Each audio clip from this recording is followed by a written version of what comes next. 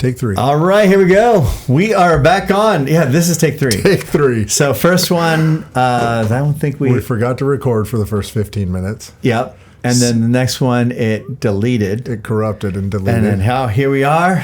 Stinking cloud. We got a better tool. So it's QuickTime. So if anybody else wants to learn, QuickTime apparently is a pretty good tool. Okay. I just didn't see any buttons for QuickTime. So I did a little research and okay, finally we got something. So last time we covered so much ground and it was a lot of fun. It was, yeah. It was cool. One of the things that came out of it was how therapeutic. You should be a counselor. It's so therapeutic. I had a blast. It was fun, man. And so hopefully we capture that again because that was so good. Yeah, I think there's a lot to doing something like this, whether it's recorded or whether it's just amongst friends. We have a lot of deep thoughts and even opinions and just things that are rolling around in our head, and getting it out and bouncing it off other people is definitely therapeutic because, man, if you don't get that stuff out of your head, it can make you go crazy. Well, I don't know about you, but sometimes I love church. Just want to make that up front. I love the people of God. What I don't like is I'm stuck in I'm stuck sitting. Yeah. And but I am hearing great things from people, but nothing's coming out of me to an audience. Yeah. And what I think the genius of podcasts now is you actually have a place where you can actually talk to people who are interested, if they are. Yeah. And my goal is just 12 people. My 4 kids, and if they each have 2 kids, that's 12 total. Yeah. So if I can leave behind a message for them. Yeah. But sometimes I'm sitting in church and I think, oh man, this idea is genius. How do I get that out there? Yeah. And I feel like this is an amazing tool for society in general to get ideas out there that would be trapped inside you that you just you have no outlet. Yeah. Yeah, I think over the last, it shows that over the last handful of years, people have leaned into podcast type media, alternative media, influencer type stuff to get information, to get news. I mean, look at Joe Rogan. He's basically the number one source of news for everybody around the world, or at least in the United States. He gets more views by himself than I think the next 3 or 4 traditional legacy media news anchors combined. 11 million views per episode. Yeah. CNN gets less than 1 million views a day. Yeah. MSN less than 1 million. Fox was getting 2 million. Yeah. So that's 4 million a day between those big players. He's getting 11 million an episode. Think about this. So the President Trump podcast that he did, it was fire. And YouTube was doing everything they can to not make it trend. They were trying to hold it down. Yeah. And it was still averaging over almost 1.5 million views per hour in the first 24 hours. Wow. After a week, it was like 47 million views without being promoted by YouTube. And then on Joe Rogan's, he put it on his X account, and Elon Musk put it on his X account. Between those two accounts, there were another 100 million views. So between a social media platform, two social media platforms, 2 alternative media platforms, that podcast reached 150 million people in a week. There was 2 people I know, really good friends, who did not like Trump at all. Made it clear they voted for Biden before, that they would not vote for Trump. And after seeing that podcast, they decided to vote for Trump. Yeah, and that's the thing is, I mean, people just got to pay attention. I mean, you can look at all the statistics, all the Pew reports and the Gallup polls and stuff, and it was like 97% of the media against Trump since he walked down that golden escalator in 2015 has been negative. Yeah. And it was basically 100% for Biden and Kamala was all good. And in that, they hid all kinds of shenanigans and illegal activity. Well, I mean, unfortunately, a lot of people still pay attention to the sound bites, at least, from your legacy media, because we're just being hammered with it. There's so much science behind hammering people with propaganda that it forces them to begin to believe it, right? It was a Nazi. It's actually a Nazi tactic. Yeah. It was from their playbook. And so I don't doubt it that unless you shut all that stuff off, that a lot of people were like, man, this guy's this big, mean, fascist, Adolf Hitler type jerk. And then you watch that podcast and you're like, man, this is a dude who's has literally, he has nothing to gain by doing this. He didn't have anything to gain the first time. He has nothing to gain by doing it again, other than the fact that he loves America and he wants Americans to be able to achieve the American dream. Right. Yeah. And I want that guy to lead the helm. Right. Well, it was super fascinating to see that Hunter Biden was just pardoned. Oh, but man. I thought he didn't do anything. Yeah, right. That's exactly it. Why are they pardoning a guy that didn't do anything? Old booger sugar Hunter. Yeah, it's man. That's another thing. I mean, I was talking to my wife about this. I said, "You're never going to believe this." And anybody who has stepped out of the Matrix knew it was coming, just didn't know when. And I read her the headline last night, and she just said, "Isn't that just like the textbook definition of conflict of interest?" I said, "It absolutely is." And I saw another headline today that I believe a reason that he did it, not just to pardon Hunter, was that it was this pardon that would stop the Trump administration from essentially being able to investigate all of those dealings that were wrapped up in what he was charged with. You know, so, and there's a lot of it. People don't even realize it was beyond the gun. It was beyond the tax evasion. I mean, there was all the, being in bed with the Ukrainian energy companies, Burisma, being paid under the table, leveraging his father's influence as the vice president to get deals done. And this is not like in the shadows conspiracy theory stuff. I mean, this is all, we have the receipts. It's all out there. I mean, just go look at some of the House oversight meetings from Congress, the congressional testimony. I mean, it's all on paper. It's all there for people to see. But he did this to be able to stop his family from essentially having to be held accountable for leveraging influence and his position in the government to be able to enrich his family. Well, I'm blown away by the amount of trust that people give to government and government agencies. That if people really think that these agencies are that people are not motivated by personal gain or power in these, and they really think these agencies are out to help the individuals, they're crazy. Yeah. The blanket trust we're giving government agencies is crazy to me. Yeah, I completely agree with that. I mean, I would encourage, and that's every nation. I'm not talking about America. I would everywhere. Yeah, I would encourage people need to get off social media a little more and become read a little more about history, because what is happening in our nation it's not like this is the first time it's happened, where government's grown to a point where it becomes this administrative state and just strangles the freedom out of people. Mm-hmm. This has been done time and time again in history, and it never changes.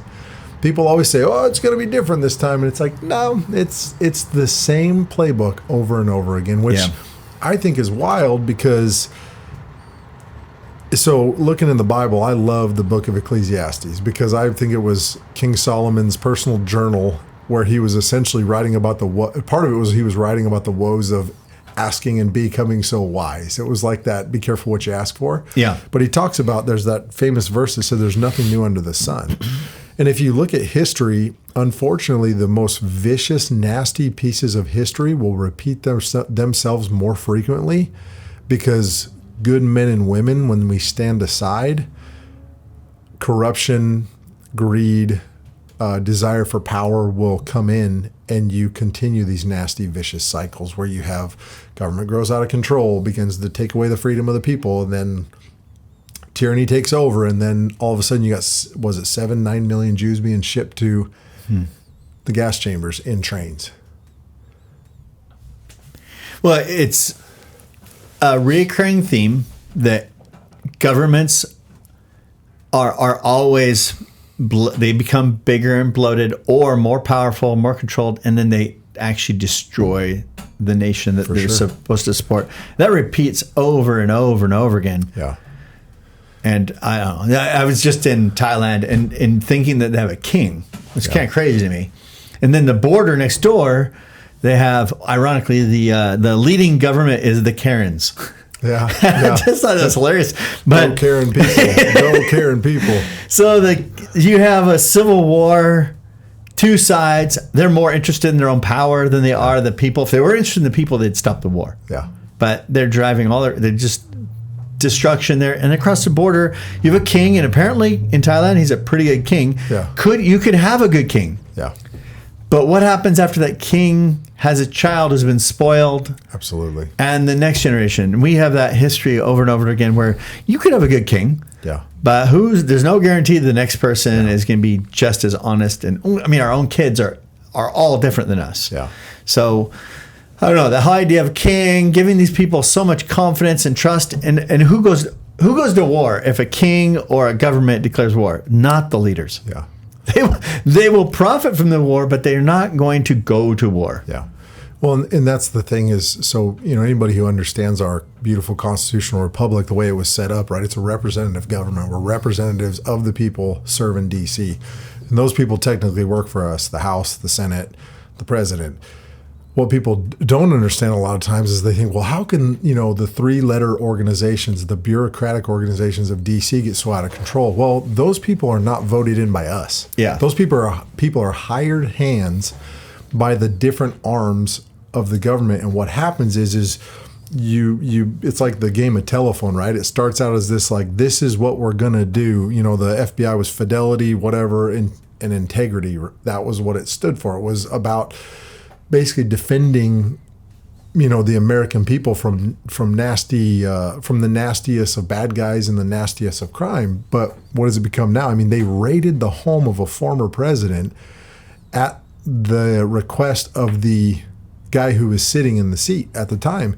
And people go, how is that possible? Well, those people don't technically work for us because they're not representatives of the people. They work for their bosses, who are the entrenchment deep state in Washington, D.C. Right. So they just do whatever's good for them and whatever's good for the uniparty, which means taking away the freedom of the people, gaining more power, basically putting in an administrative state where you eventually choke the freedom out of, no matter what country you are, choke the freedom out of it over time. Well, wild thing about Mar-a-Lago and that FBI raid, 4 years ago, our president was taken off of all social media. Man. Yeah. What? And nobody said people said something, but nobody was able to stop that. Yeah. What a crazy situation. Yeah. And for saying the current president, who just pardoned his son for crimes, saying, hey, these things are illegal and you're bringing this guy in. Yeah. He was banned for saying what the guy just pardoned him for doing. Yeah. Yeah. That's crazy to me. It is wild. So I want to dig into that a little bit because, everybody throws out January 6th as like, oh my gosh. I mean, I've heard crazy wackadoos talk about it. It's worse than Pearl Harbor and it's worse than this blah, blah, blah. And I'm like, okay, let's talk about history again. Okay. Because this was another play out of the Nazi playbook. Yeah. So the Nazis, in order to seize power, it was the Nazi Socialist Party versus the communists, right? So what the Nazis needed is they needed a way to make their political, because they were, just look at history. Those dudes were some psycho savages, right? I mean, they were willing to kill their own people just to move their agenda forward. So what they needed an event that was so bad and such a heinous crime against basically what people deemed as the nation of Germany that they could make their political opponent be the bad guy and they could basically just force him out of power. So there's a place called the Reichstag Tower. It was the Reichstag Tower, Castle Tower, one of the two, but it had historical German documents in it, basically like, a lot of our stuff that's in D.C. And the Nazi Party set fire to it. Well, they found a guy who was part of the Communist Party, just some crazy wackadoo guy, and they put the blame on him. So they blamed their party. They were able to pin the party of the communists, right? Can't remember, not the king or whoever the leader was at the time in Germany. They were able to say, well, this is what these guys are trying to do. They're trying to hurt the nation, right? They did something so heinous and so bad that we just have to push them out of power. Well, let's go to January 6th, right? Peaceful protests. People, I want you to stay peaceful, peaceful, peaceful. And what happened? Those were erased off of Twitter. Those tweets were erased off of Twitter. Evidence, right, that says stay peaceful. And then when the people went to the Capitol, this is now I'm going into testimony before Congress here. They said there were no less than like 60 FBI agents in the crowd that were there to rile the people up and get them to charge on the Capitol. And then you had 350 Capitol police officers that were there that were ushering people into the building. Right? Man, this reeks of something really weird. Well, then everything goes down inside the building, right? And oh my gosh, the Republicans, the MAGA people have incited a riot and they're trying to kill democracy and la, la, la, la. Wait a minute, this stinks a lot like the Reichstag fire 2.0. Our political opponent is the bad guy. We need to force him out of power, because what people don't realize was on January 6th, if Mike Pence would have had the nuts to do it, he had the power as the vice president, because both people in the House and the Senate were saying something reeks in this election. We need to do a 10-day audit.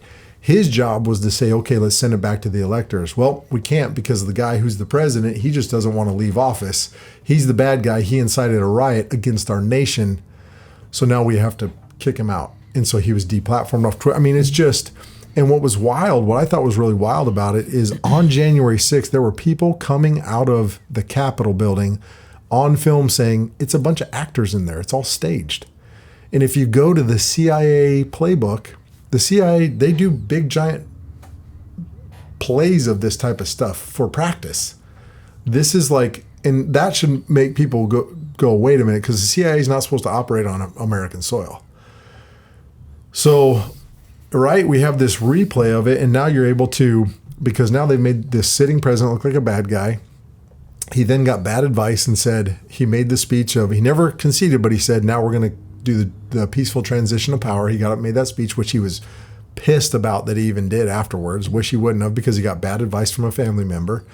And now he's bastardized as this super bad guy in this hoax investigation. All this stuff goes down, all because of optics, smoke and mirror. Yeah. And we're supposed to trust government. Yeah. I don't know why we got this unhealthy trust in a government. So the other day I was thinking, what is the one people group on the planet that have killed the most people? And, you know, you're thinking about Germans or whatever. Like, no, it's governments. Yeah. Government, the entity of government. Whenever you get in power like that, what a terrible thing. Speaking of the January 6th insurrection, I watched this guy from Nigeria. He goes, I've been a part of a few coups. And he said in an insurrection, he says, so if these guys really did pull off an insurrection, they're really bad at it. Yeah. Because they didn't accomplish any goals. Nope. Not one goal to accomplish an insurrection was actually done. Yeah. And to label it as an insurrection is actually an insult to insurrections. Yeah. Yeah. Well, I mean, he said, these people are very bad at insurrection. Yeah. General Michael Flynn, what a lot of people don't realize is General Michael Flynn, right? He was brought in as, I think, President Trump's national security advisor the first term. And then they played all that garbage games and got him, tried to just ruin his life, because they were terrified of the guy, because he knows where all the bodies are buried. People don't realize his job for the American government was to go overthrow other governments, to set up coups and overthrow other governments with everything that we had at our disposal.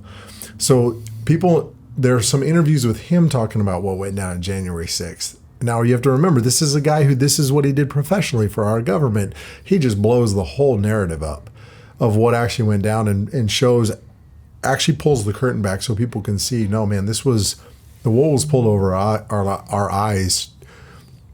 It was a coup that was performed, but it was not the people who they claimed were doing it, trying to pull it off. Right. It was, what was going to happen was there was going to be exposure of our election systems as being completely corrupt, and they couldn't have that. Well, it was amazing the day after the election how, I don't know what you felt, but I felt like, enough! Yeah. Enough! Yeah. I'm so sick and tired of you guys telling us what we can and cannot say. Yeah. Enough! Like, I felt like, because not that I needed an individual to win the election. What I wanted is, like, we need to be able to say what's real again. Yeah. Because that was a part, like, you can't even say what's logical. Yeah. Men are men and women are that kind of like basic knowledge. Well, and what people have to realize, just going down with that ideology, that ideology is still marked in the medical journals as a oh, it's a mental health problem. It's still diagnosed as a mental health issue. So rather than fix the issue, we want to indoctrinate the people to try to ruin a generation or generations. Normalize insanity. And when you have to defend the insanity of adults at the risk of injuring children, something is very, very wrong with you. Sounds demonic. 100%. Yeah, that's a big key for me, thinking like, of course, these governments are going to get infected by political pressure, power, everything that goes along with that. But really the root, I see, there's this root cause of demonic influence. And I know everybody's wanting to like, oh, there's no demonic stuff. Like, no, there really is. Yeah, for sure. And to ignore the demonic influences, want to kill us, steal from us, destroy us from the very beginning is really like, you're just ignoring the main thing. Yeah. We are in the middle of a demonic war. Yeah. And you're trusting an entity that can easily let demonic things take over. For sure. I mean, I think it's just crazy to me that people try to downplay the enemy's capabilities and like the abilities he's been given for a time on earth because God said he could have those abilities on earth. And it's crazy to me, but I love this movie. It was a quote that I heard that said, the greatest trick the devil ever pulled was convincing people he didn't exist. Right. Yeah. And I'm like, man, okay, so just let's look at his resume. First of all, he convinced a third of the angels in heaven that they were going to overthrow the king of heaven and earth, the one who created everything, including them. That's not somebody who's stupid. Then he took mankind, who was created a little higher than he was, to have this relationship with God that he couldn't have. And he deceives the wife to be able to eat this apple, right? To question what God said, basically, is what it was, what it came down to, and was able to successfully get them tossed out of the garden.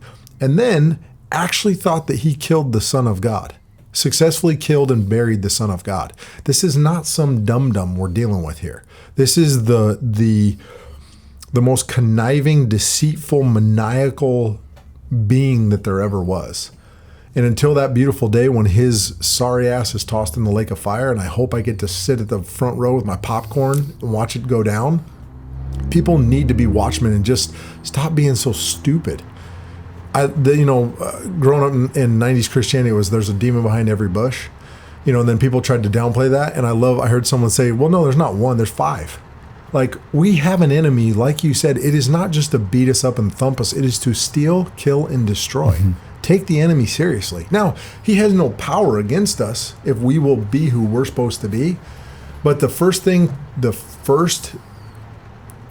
we have to do is recognize what our enemy is capable of to be able to beat our enemy, right? You got to know your enemy to know how to beat your enemy. Right. And to know your enemy, you have to acknowledge your enemy. And that's where I think so many people screw up, is they just don't acknowledge that he's there. Right. And it's like, okay, man, well, you take your thumping then and enjoy your life of zero power and authority, because he's there and he is weaving education, government, every mountain of culture, family. He has woven his nasty claws into those different mountains of culture. Yeah. I was with a friend the other day, and like everything in their life is crumbling. Everything. And I wanted to say something, but there was really no spot to say, like, you do know you just opened the door to demons in your life. Like, in everywhere I'm looking at what you're doing, you've kind of opened a door to a demon here and here and here. But man, they could spot and complain about the problem. Yeah. And it was very clear they have allowed demons. Yeah. But I'm not allowed to say that because that would be incredibly offensive. But the reality is they let a bunch of demons in their life. Yeah. Well, and I think you bring up a great point, because a lot of people don't recognize the only reason they have that authority in that person's life is because the person allows it. Yeah. Right? When Jesus did what he did on the cross, all that, any of that stuff got literally nailed to the cross, and it was cut off in zero ability. The only time they have power, authority, is when we say, yep, I'm going to partner with that stupidity and give them access. Just want to shake them. Oh man, it's so crazy. We're living in this time where I remember 10 years ago, 2003, 4, 5, so almost 20 years ago now. I remember seeing wrong was the story of wrong is right and right is wrong, and thinking, how do you get to a place where wrong is right and right is wrong?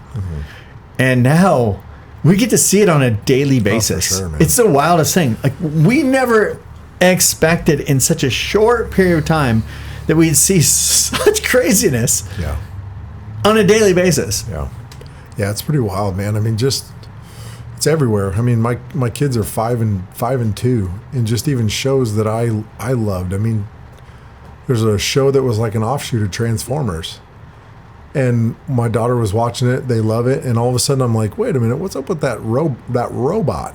This robot is non-binary. I'm like, it's a robot.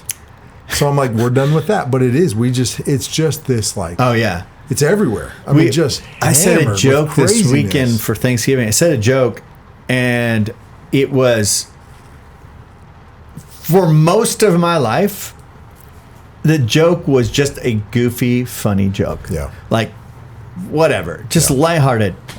It was incredibly, our kids were like, well, you can't say that. Like, say what? I mean, that's just a goofy statement. It's nothing about anybody. Yeah. Oh, you can't say that anymore. Like, explain to me how that's not allowed. Because it was so just silly. For sure. You know, silly is illegal now. Yeah.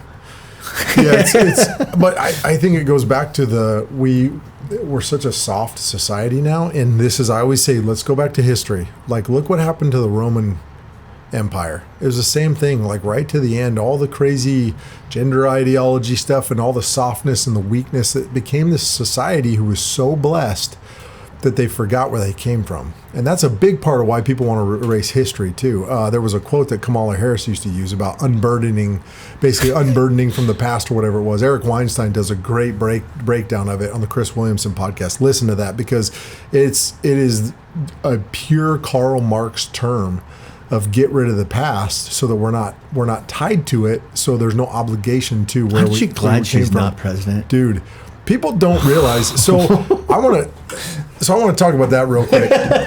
People don't realize. People think that this was just an election. So let's just talk about the lawfare that was waged on a political opponent. Then the fact that they tried to kill him no less than 2 times, maybe 3 times. And then it was like a week. It was a week or 2 before the election.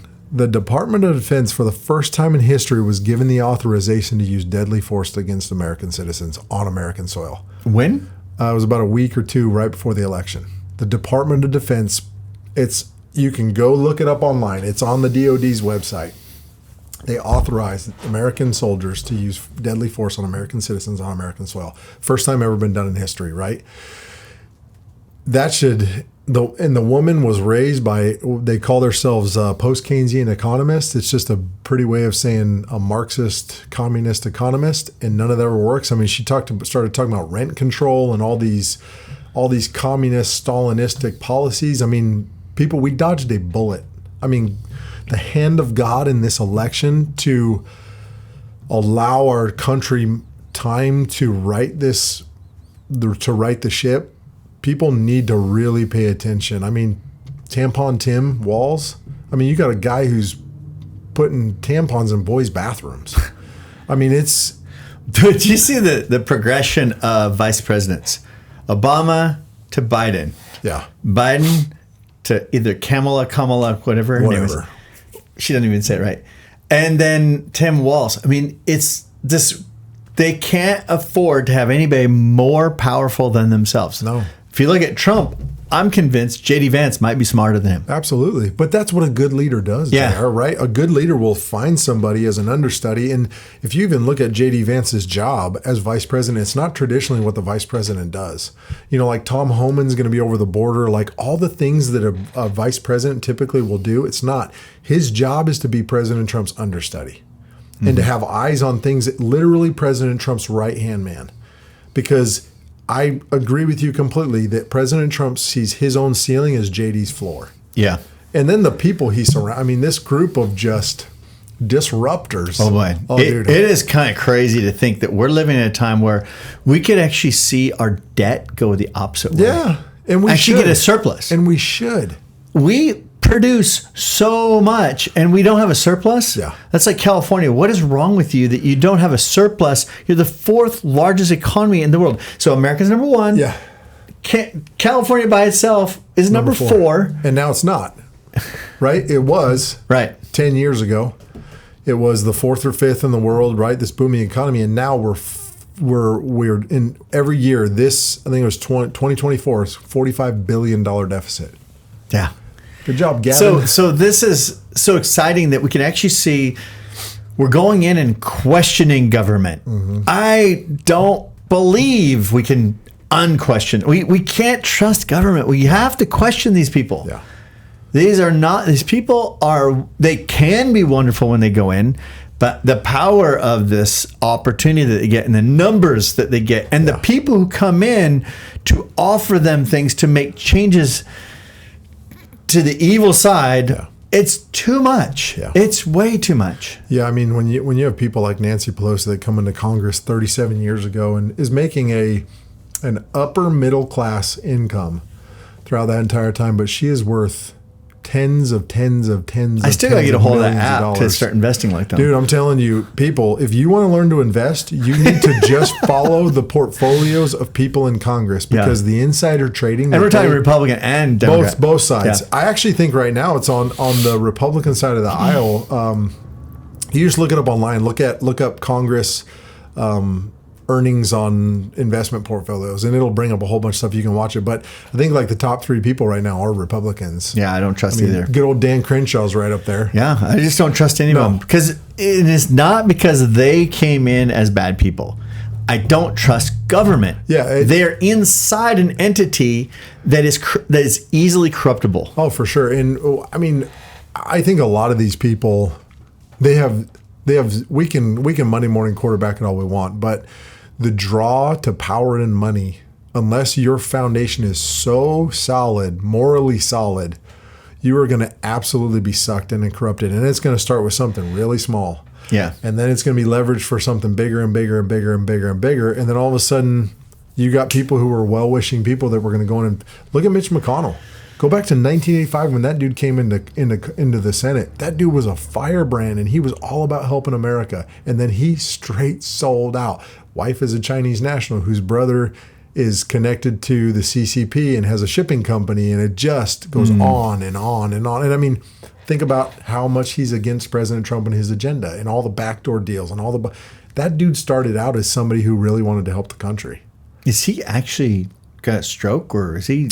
Dude, I don't know. That guy's... He freezes up a lot. Dude, so I'm going to just... I remember how God kind of tormented Saul with demons? I think there's some of that going on. I think a lot of these people absolutely know. They absolutely know what's right and wrong.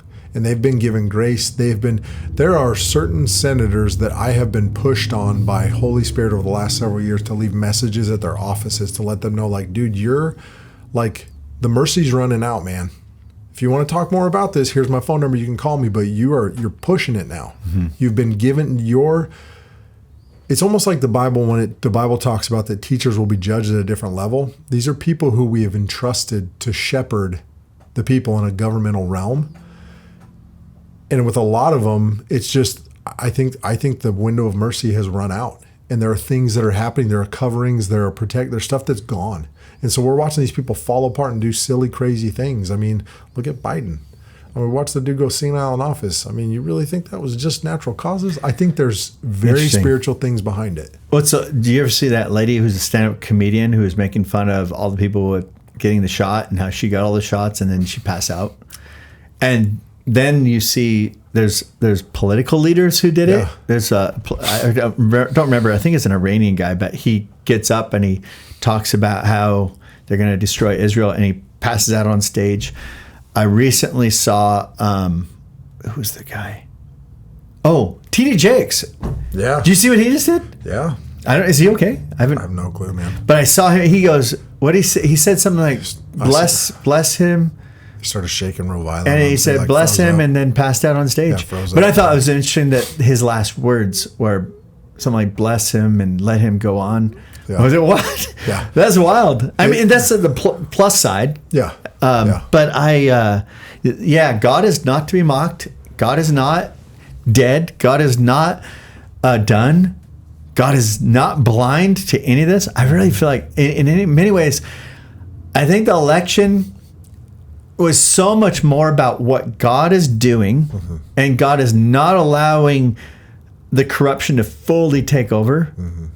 And it's a time where we have an opportunity to really push back hard, and to see the movement of how quickly they are getting people involved and discovering real problems and saying, this is going to go bye-bye day one. Yeah, absolutely. And wow, amazing. Well, I mean, think about the border crisis. It will be handled before day one. It's being handled right now. I mean, Trudeau just went to Mar-a-Lago.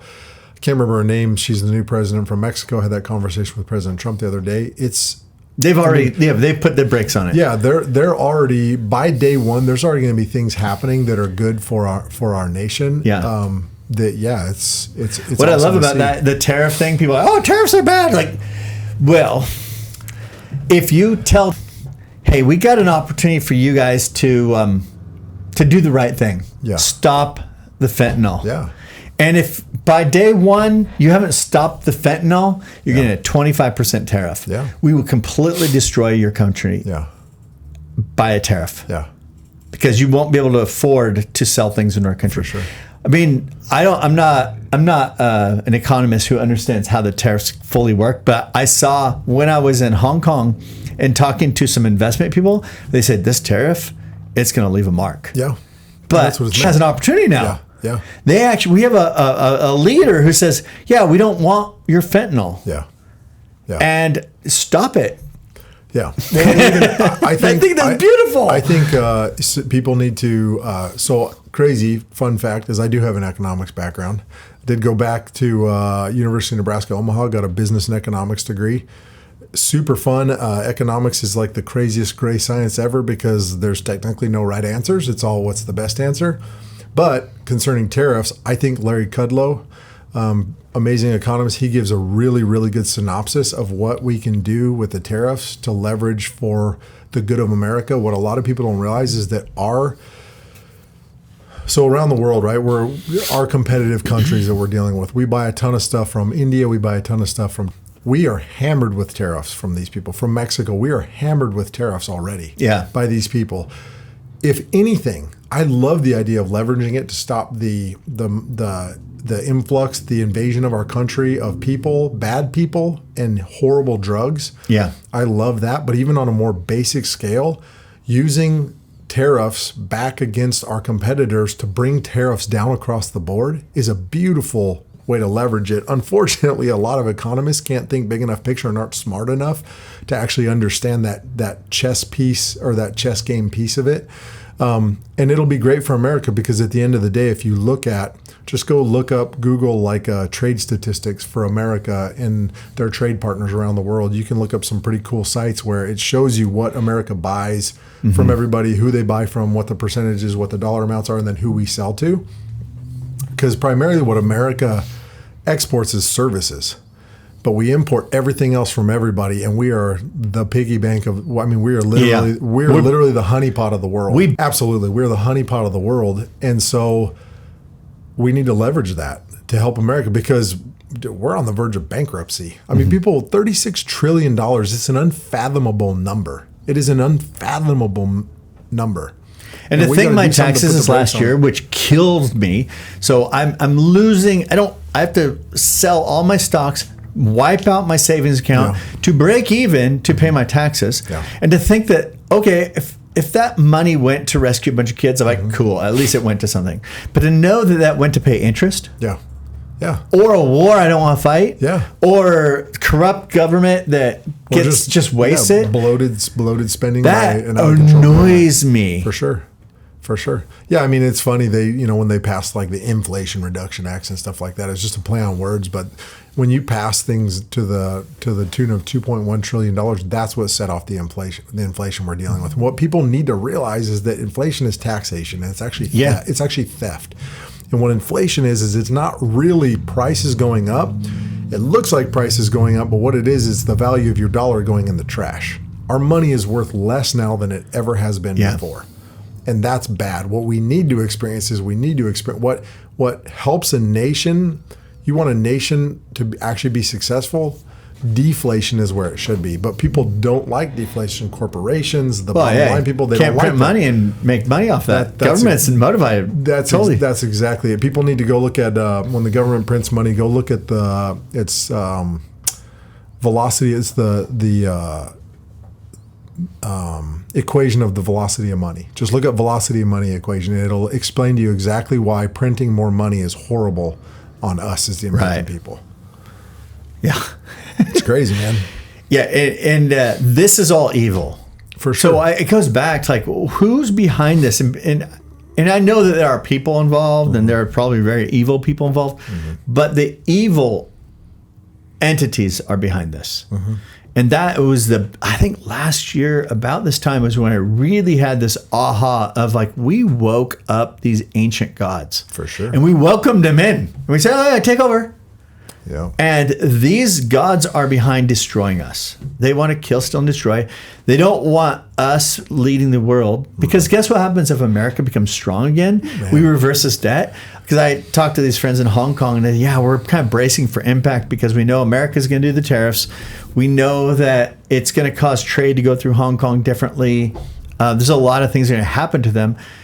And we all agreed that they're so happy Trump got elected. We're all agreed that if there's a strong America, it will rebuild Hong Kong. For sure. It will rebuild. It will rebuild all these countries. Even our enemies will be blessed if America can be rebuilt. Absolutely. No, I completely agree with that. I mean, we become the light on the hill that Reagan talked about. Yeah. Back in the early '80s, but it's. But it comes from, and this is the part I kind of get lost sometimes because I get excited about it. Is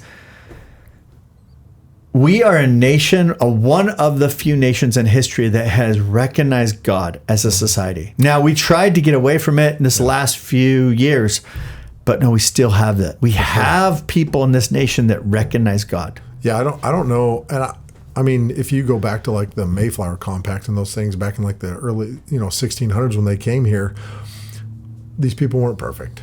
Right? I mean, people want to throw stones at them for, the slave trade and stuff, and that's horrific and that's terrible. But we also sit by why millions and millions of babies are slaughtered in the womb every year. So we don't have any stones to throw from our glass house. But what they did say in that compact, the gist of it was basically, we're coming here to establish a place where we're going to share the gospel with the world. Yeah. That was a compact.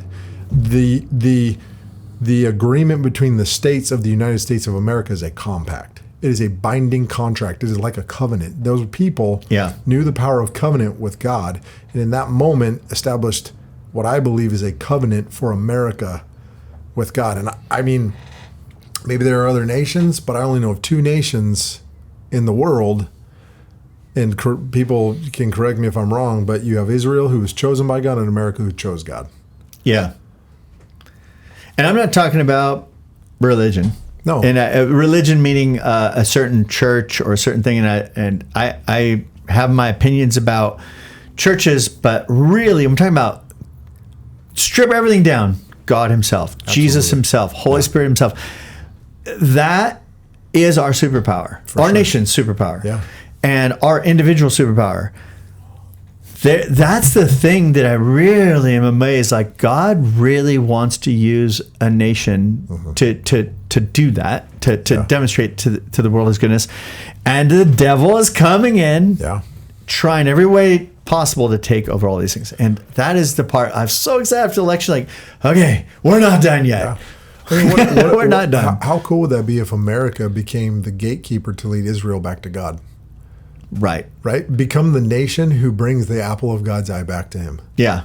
Because cool Israel itself is one of the most, non-religious group of people right now on the planet. Yeah. But I mean, it's just, I can't help but think that, man, is what if America becomes what it was intended to by God, by our founders, and Israel is brought back to God because of it. And can Israel be corrupted? Yeah, we have a Bible that tells the story over. One of I love Dennis Prager says, you know why I know the Bible is from God? is because it mocks the Israel people. It tells you every flaw they had. Yeah. If it were from the Israels, the Jewish people, they would tell you how good it was. Yeah. It was not from them. It was from God. He said, no, these people have done this, and you need to turn and go over to here. And they did over a season. And when they did, they thrived. Yeah. I'm going to give a little plug for Dennis Prager. I love PragerU Kids. If you want your kids to actually understand history from a non-woke perspective and how it really went down, super good videos on PragerU's website for PragerU Kids. It's a brother and a sister cartoon that travel back in time. Oh, right. To Frederick Douglass, the Revolutionary War. I mean, everything in history, like major historical milestones in our nation, and they do it, and it's real history that can actually help you, and it's entertaining for your kids. My kids love it. They're like 10-minute videos. Nice. Yeah, super cool. Nice. Man, we are actually in a really great time. I agree. Like Culture's shifting back, man. I mean, look at some of the, Apple just came out with this beautiful traditional family holistic commercial. Yeah. Culture is shifting. I mean, look at Microsoft. I mean, all these huge corporations dumping the DEI stuff.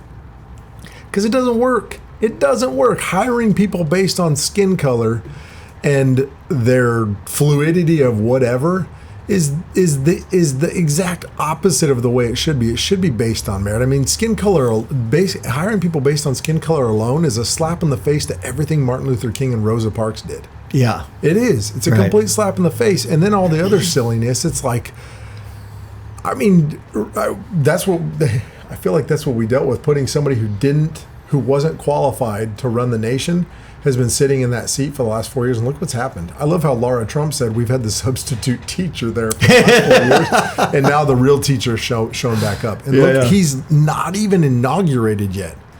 And the stock market's through the roof. Futures for America are through the roof.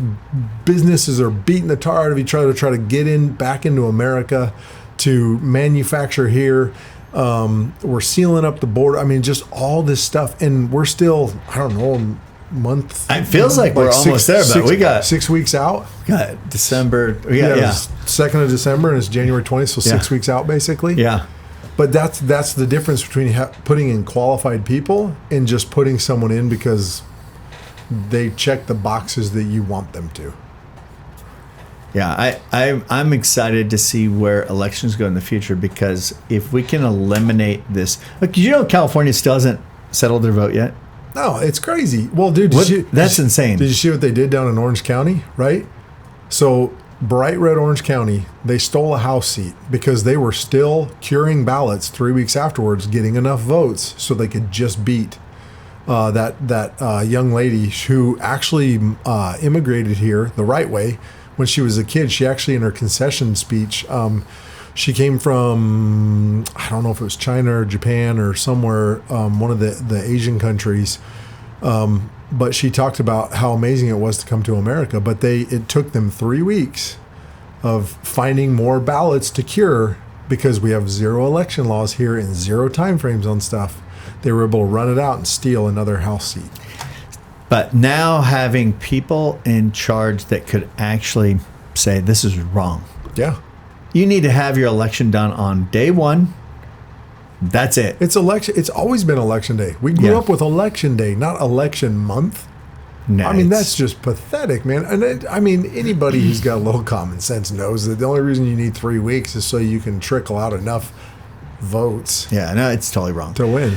But we're in this stage now where things could actually happen. Absolutely. Where I haven't seen this in my lifetime, where you knew, okay, they're going to make moves to get things right. Yeah. That is. And now we have an administration that they're not worried about re-election.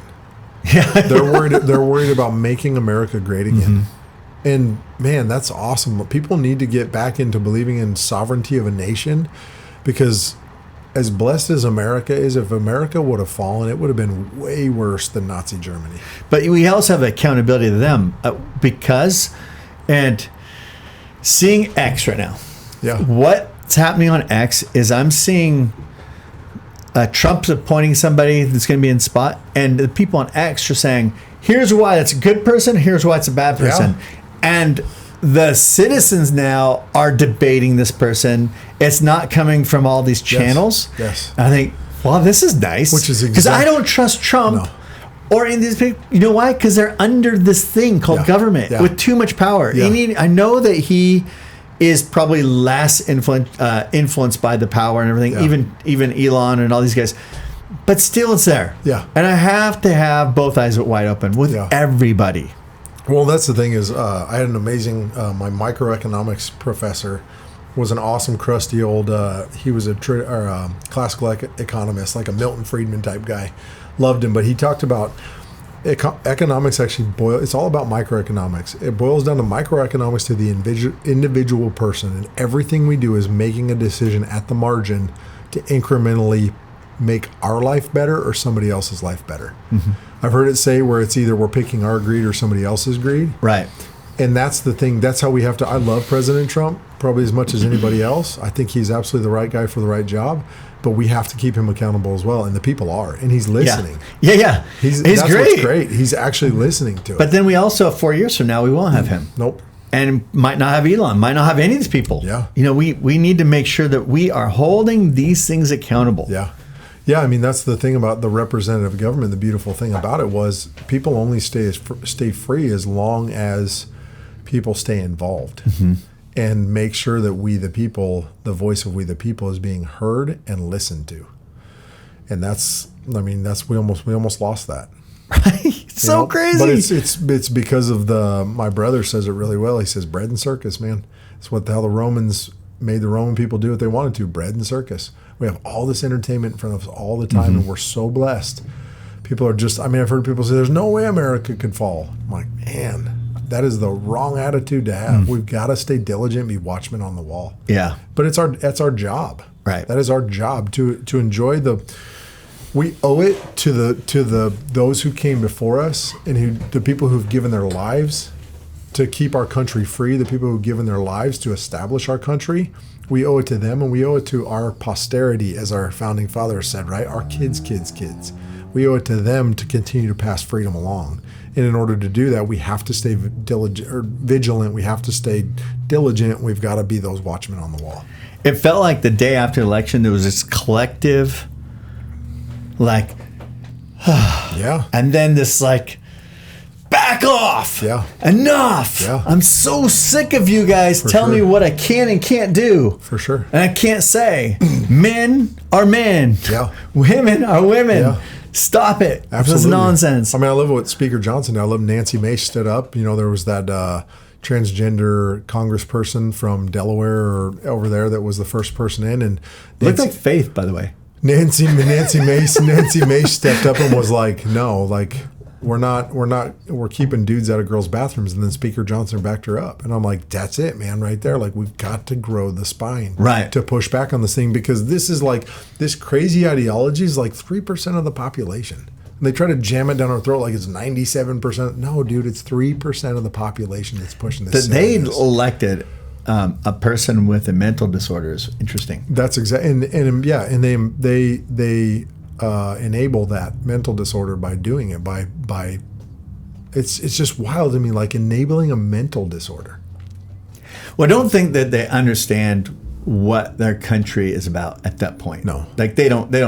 I think the people have completely lost, or the election was bought up, or they haven't settled the election. They just keep adding votes, and maybe it's not even the people. My guess is probably California, if we had an honest election, probably went all Trump. Oh, for sure. Just seeing how the wave went everywhere else. Yeah, but you've got to have laws in place, right? For a legitimate election. Otherwise, they can just do what they want to do and keep trickling in votes. So elections are over. Dude, we're moving forward. Yeah. It's exciting to see what they're doing. Yeah. I'm hopeful. Yeah. Hopeful. Got eyes open. Yeah. I'm not gonna keep my mouth shut anymore. We're gonna be doing this. Yeah. Well, and it's I talked about on the one that got lost is if we truly love people, we have to open our mouths and talk to them. Yeah. Because that was where Jesus was so powerful, was he came with a message of love, but it was a love that had expectation wrapped up in it. I'll meet you where you're at, but I'm going to open your eyes. Mm-hmm. And if you want to roll with me and come up that next level, you've got to stop being silly. Well, the idea of this after the election was we need millions of people to do this. Yes. To create conversations where they can vent. Yes. That they might have only a following of 12. It's fine. Jesus did it. It's fine. Yeah. It was plenty for him. I went off with the idea like my kids, grandkids, just for them. And I wanted to leave behind a little bit of a memory of, okay, what would Dad think about these things? But honestly, we need to actually have our voice out there. Yeah. It was kind of terrifying this last 4 years. Like you could actually have your career. Like the state of California could take away my license. For sure. It still can. Yeah. And in a way, I'm like, fine, whatever. Mm-hmm. I got things to do. But I think getting to the place where I don't care anymore. And that's where I've got to this year is I don't care. Yeah. You can do what you want to do. I'm not going to be a slave to my business anymore. Yeah. And I've actually, this last year, I pulled way back on my marketing, pulled way back on like my desire is the time is short. I don't know how much time the world has. Yeah. I know I'm at a place where I got 20 to 50 good years in me. Yeah. Yeah. And that's a big, but it's still not much. Yeah. It is. It's a blink of an eye. That's like, I just lived 56 years and it flew by. Yeah. So 20 to 50 years of time left, or 70 years, whatever it might be. Yeah. Maybe 126. There you go, man. Yeah. But that is a short period of time, no matter what. I can't waste any more time with trying to sell another house. Although, if people do buy a house, I've got ways now that actually going to support these kids. Great, we're going to do that. But I don't want to spend my life wasting time shutting up when things need to be said. Yeah. 2 + 2 is 4. It's not racist. It's a number. It's math. Oh, the other thing. So this is a rant. I'm sorry, ranting. Yeah. The other day, I saw another one of like Trust the Science. Kind of, they're making fun of it now because that whole thing is a scam. Oh yeah. But the idea of what is the scientific method? Yeah. And I just quickly put in my phone, what is the scientific method? Wow, how did we not just like say, sorry, the science isn't the scientific method. Yeah. You are totally doing the opposite of it. And we were silenced. But I really believe because it was a spiritual thing, we couldn't think straight because our thoughts were being jumbled. My words were being jumbled. I didn't have great clarity. But imagine if more of us are able to clarify and talk out loud, even to 12 people. For sure. In this kind of setting. Sure, we can go to lunch and can do that too. But to have something and then cut little bits off and share it with social media, share it with our families, whatever it is, have a little diary for our kids to look at in the future. Yeah. I'm really, really passionate that everybody needs to be doing this. Yeah. This is not about me becoming the next Joe Rogan. I highly doubt that. Yeah.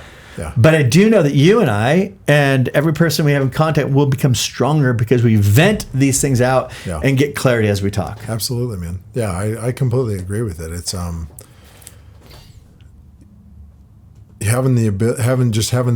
are extremely blessed to have the ability to share and to do this in this type of format in the nation we're in, and we need to capitalize on that. And the genius of what Joe Rogan has done and these other guys like Lex Fridman is they make them longer. Yeah. And I really saw like that when we had our first trial. Mm-hmm. The first bit was great because we were just kind of getting like top of mind stuff out, and then we went deep. Yeah. And like, oh, wow, there, didn't see that come out of me. I'm like, whoa, where did that come from, JR? Yeah. That's amazing. Yeah, it's super cool because he talked about it was basically, he talked about the hour 1 is all the surface level stuff, and then you start deep diving in the hours 2 and 3. Yeah. And you just can't, well, imagine, I have never imagined running for office. I don't even know how giving a sermon. Mm-hmm. So as a sermon, and a sermon's pretty long. You get 15 minutes, 20 minutes, whatever. Yeah. But you're trying to describe God. Yeah, man. Now imagine running for office and everything you say gets cut down to 5 seconds. Good luck. Yeah. I don't know how it's possible. Yeah, man. It's not. This is not real. We haven't been living in real world, even in church. Yeah. With a 20-minute. Yeah. When we were in Thailand, I was asked to speak at the church. So I had me in English, Thai, and then Burmese. Oh, yeah. And I was trying, it was rough because I didn't know how much they could catch of these ideas, so I had to say everything in sentences. Oh yeah. Imagine giving a full idea, and they have to understand, like, what are you trying to say in the sentence? Yeah. Rough. Yeah, man. Yeah, it's wild. And I only had 20 minutes. Yeah, and that's where I'm with you. I mean, it's this type of format. It's nice because you can formulate full thoughts and get full conversations out and have good, healthy debate, good, healthy conversation. But yeah, you can't do it in those snippet forms. Did you see Lex Friedman interviewing the president of Argentina? I did not see that. I need really interesting. Yeah. So because that's the guy that went from Javier Milei. Yeah. So they put a translation app over his voice, and it turned out really amazing. Really? So you think about that. You have this long form conversation with Lex Friedman and this guy, and there's no translator. Today, that's possible. Yeah. So we could put a translation app over this, and the kids in Thailand could hear it. Yeah. That's super cool, man. Wild. I love that. Well, because I can't imagine there was probably a little frustration in the way you had to do it, because I've got a pretty short attention span sometimes, so I try to put myself in that place of formulate the thought in what I wanted to share, but then staying on track while it had to be translated not once but twice. So here's a wild thing that happened to me at the time. So I went in with a general idea of what I want to talk about. Yeah. And as I'm sitting there, Holy Spirit said, focus on this. I'm like, cool, I'll focus on that. While I'm up there, I'm trying to think, how do I explain this? Well, I started going in a direction I wasn't even expecting.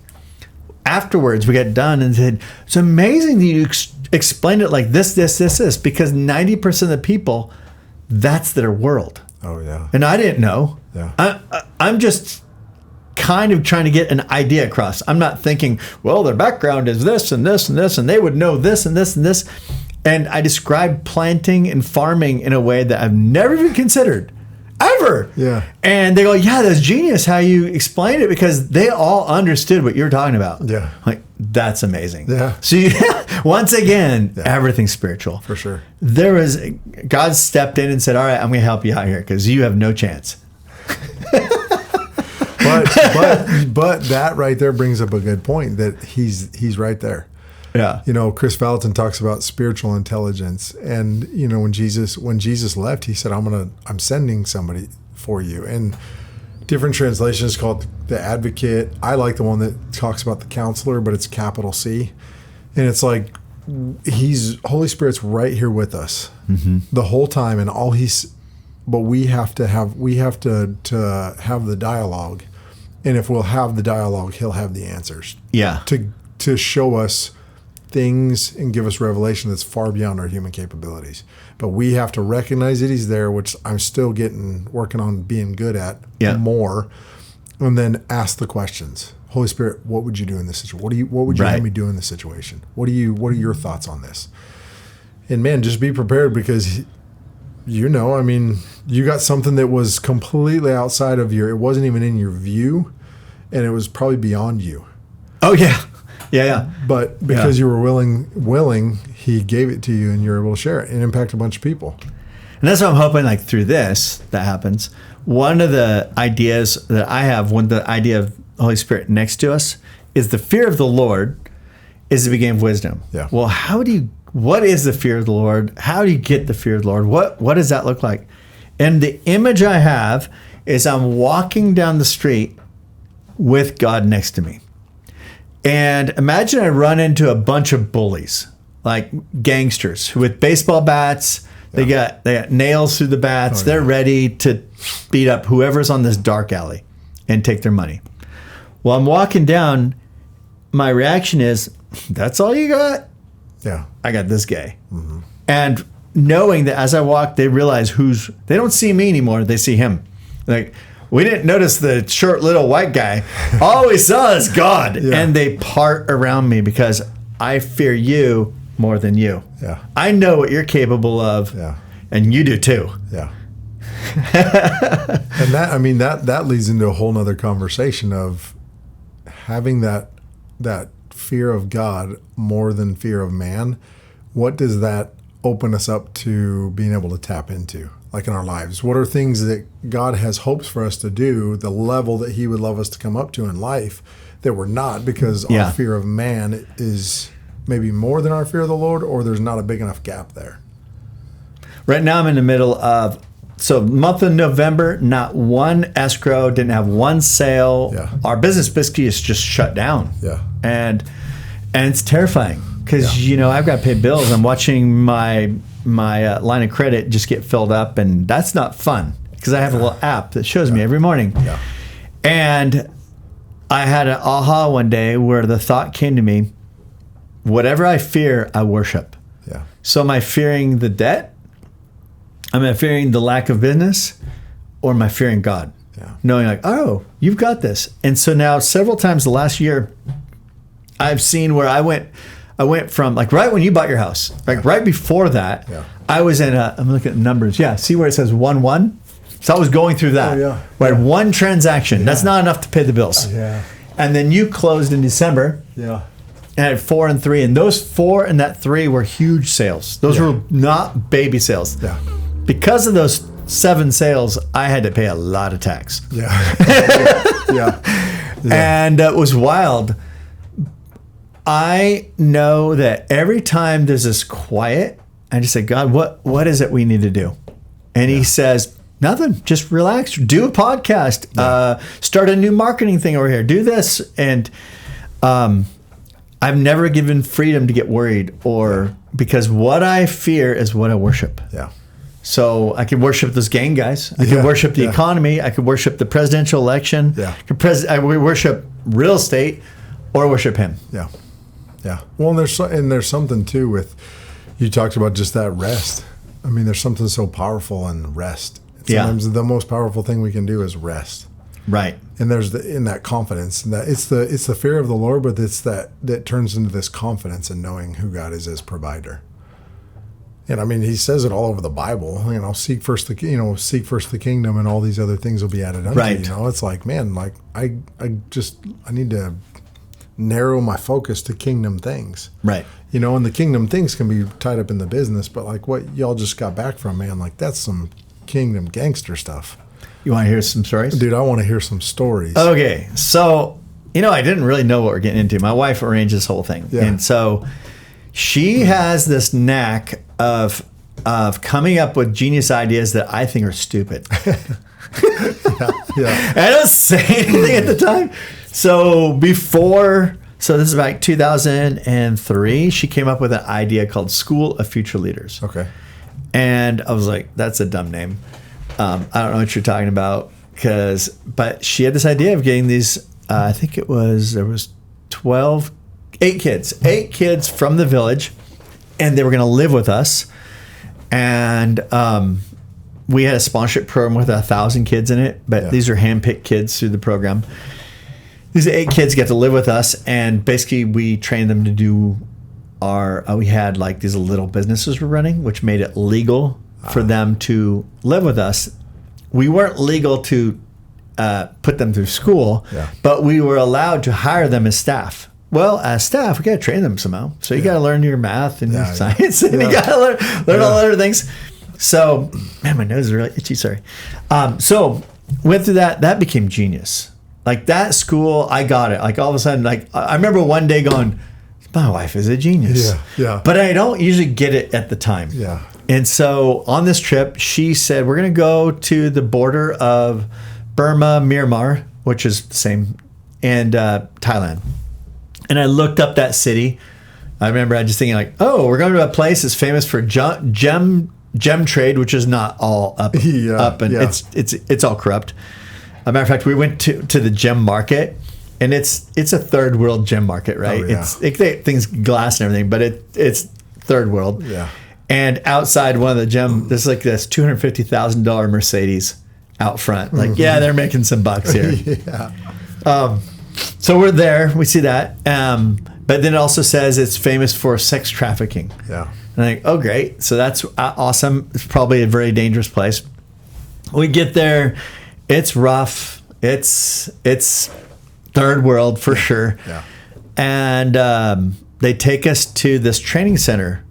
And It's all in Thai, so I don't know what anyone is saying. I have no clue. I'm totally just like lost. Anita's lost. Nobody really knows what's going on. The English sometimes is being missed. But then we met some people who actually spoke great English. Yeah. And they're running this training center, which was just like what we have done in other countries. And I'm like, wow, this is a lot like what we've done before, except for they already did it.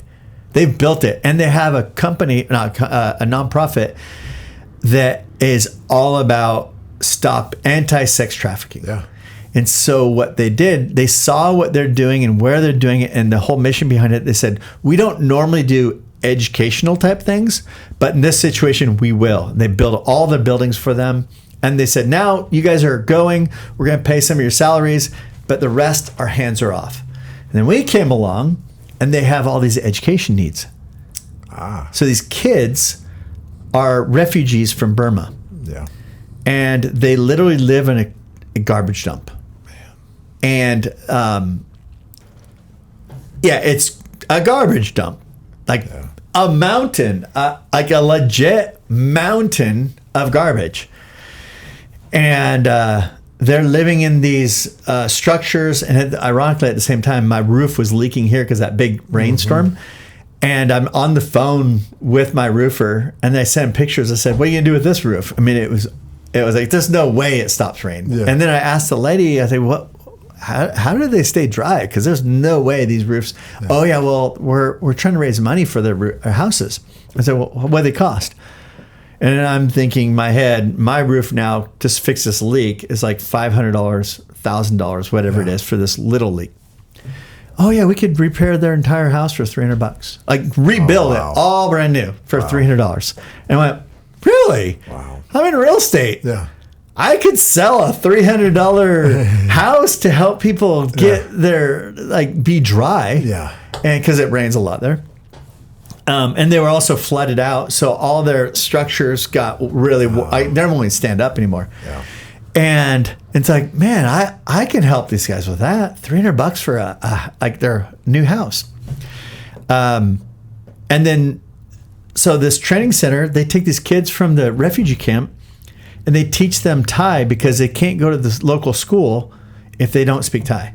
Oh. So they only speak Burmese. Yeah. So they train these kids here so they can get them into the local school, and they're part of this ecosystem with the church. Well, here's what's really wild. In Thailand, only 1% of the nation is Christian. Wow. This 100,000 population little town on the border has 100 Christian churches. Holy And we visited a bunch of leaders. Wow. And they're not what I thought of as Christians. These people were awesome.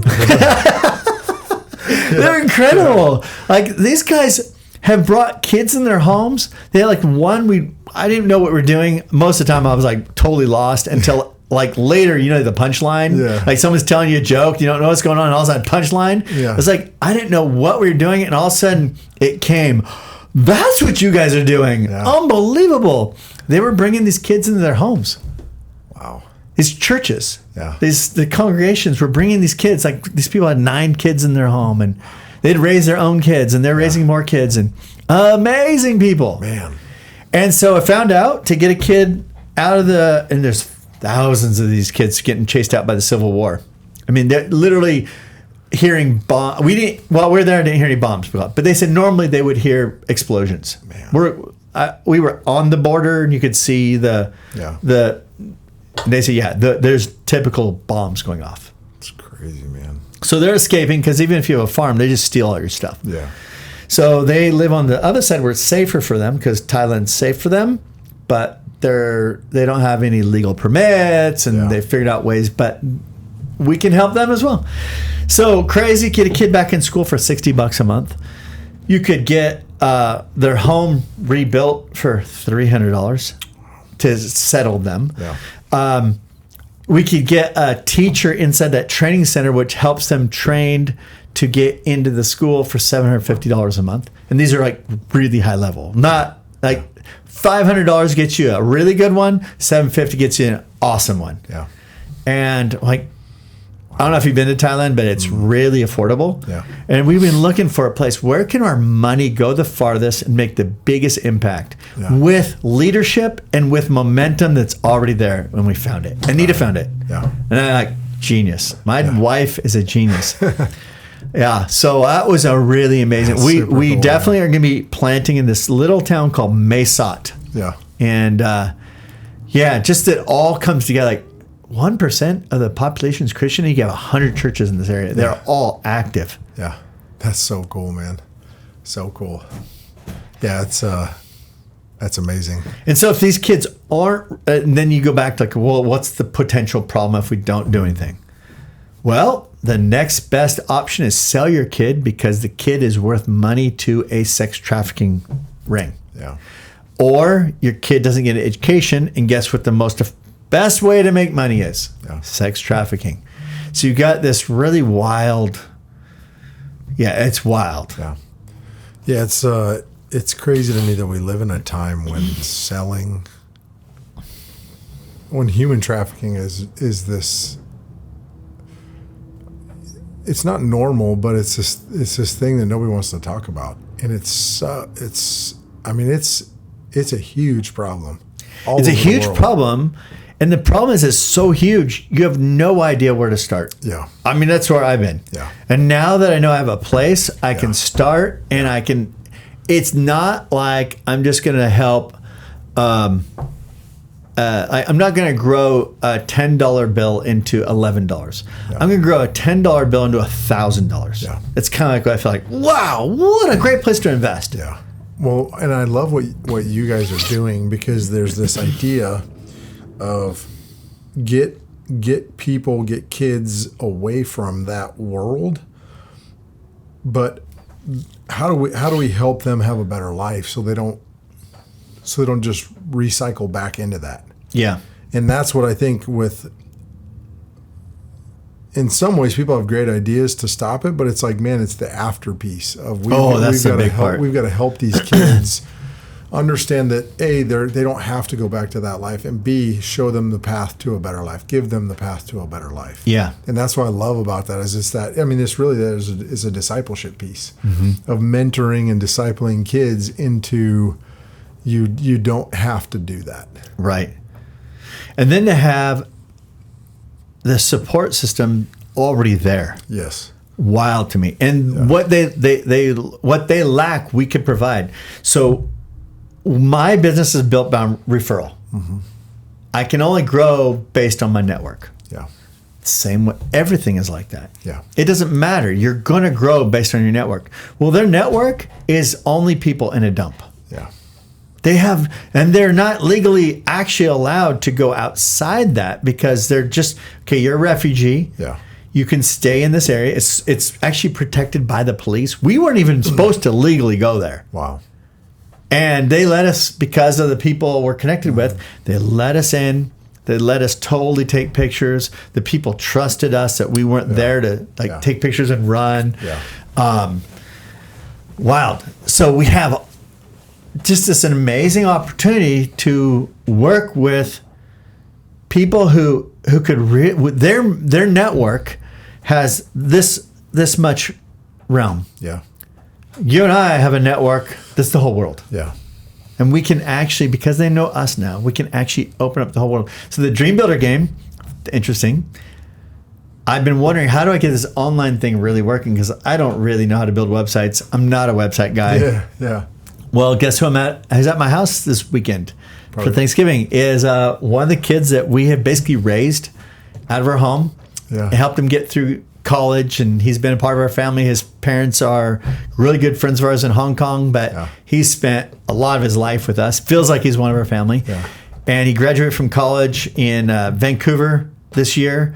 He's been doing construction because there's no jobs for guys in the computer security market. Computer online security market, there's no jobs right now for whatever reason. And so we're talking, he goes, yeah, I'm probably going to start helping build some websites. And I said, well, I got a couple you want to look at? And he goes, hey, I'll help you rebuild our Rescue Kids website, and I'll help you with the Dream Builder website. So think about these kids will be in Thailand building dreams. Yeah. And they're going, yeah, I have this idea of doing wood craftsmanship, and I got this friend Matt who does wood craftsmanship at the highest level, and goes, I can help you with that. Absolutely. What? Yeah. That's cool though, man. It's cool because it's that piece of just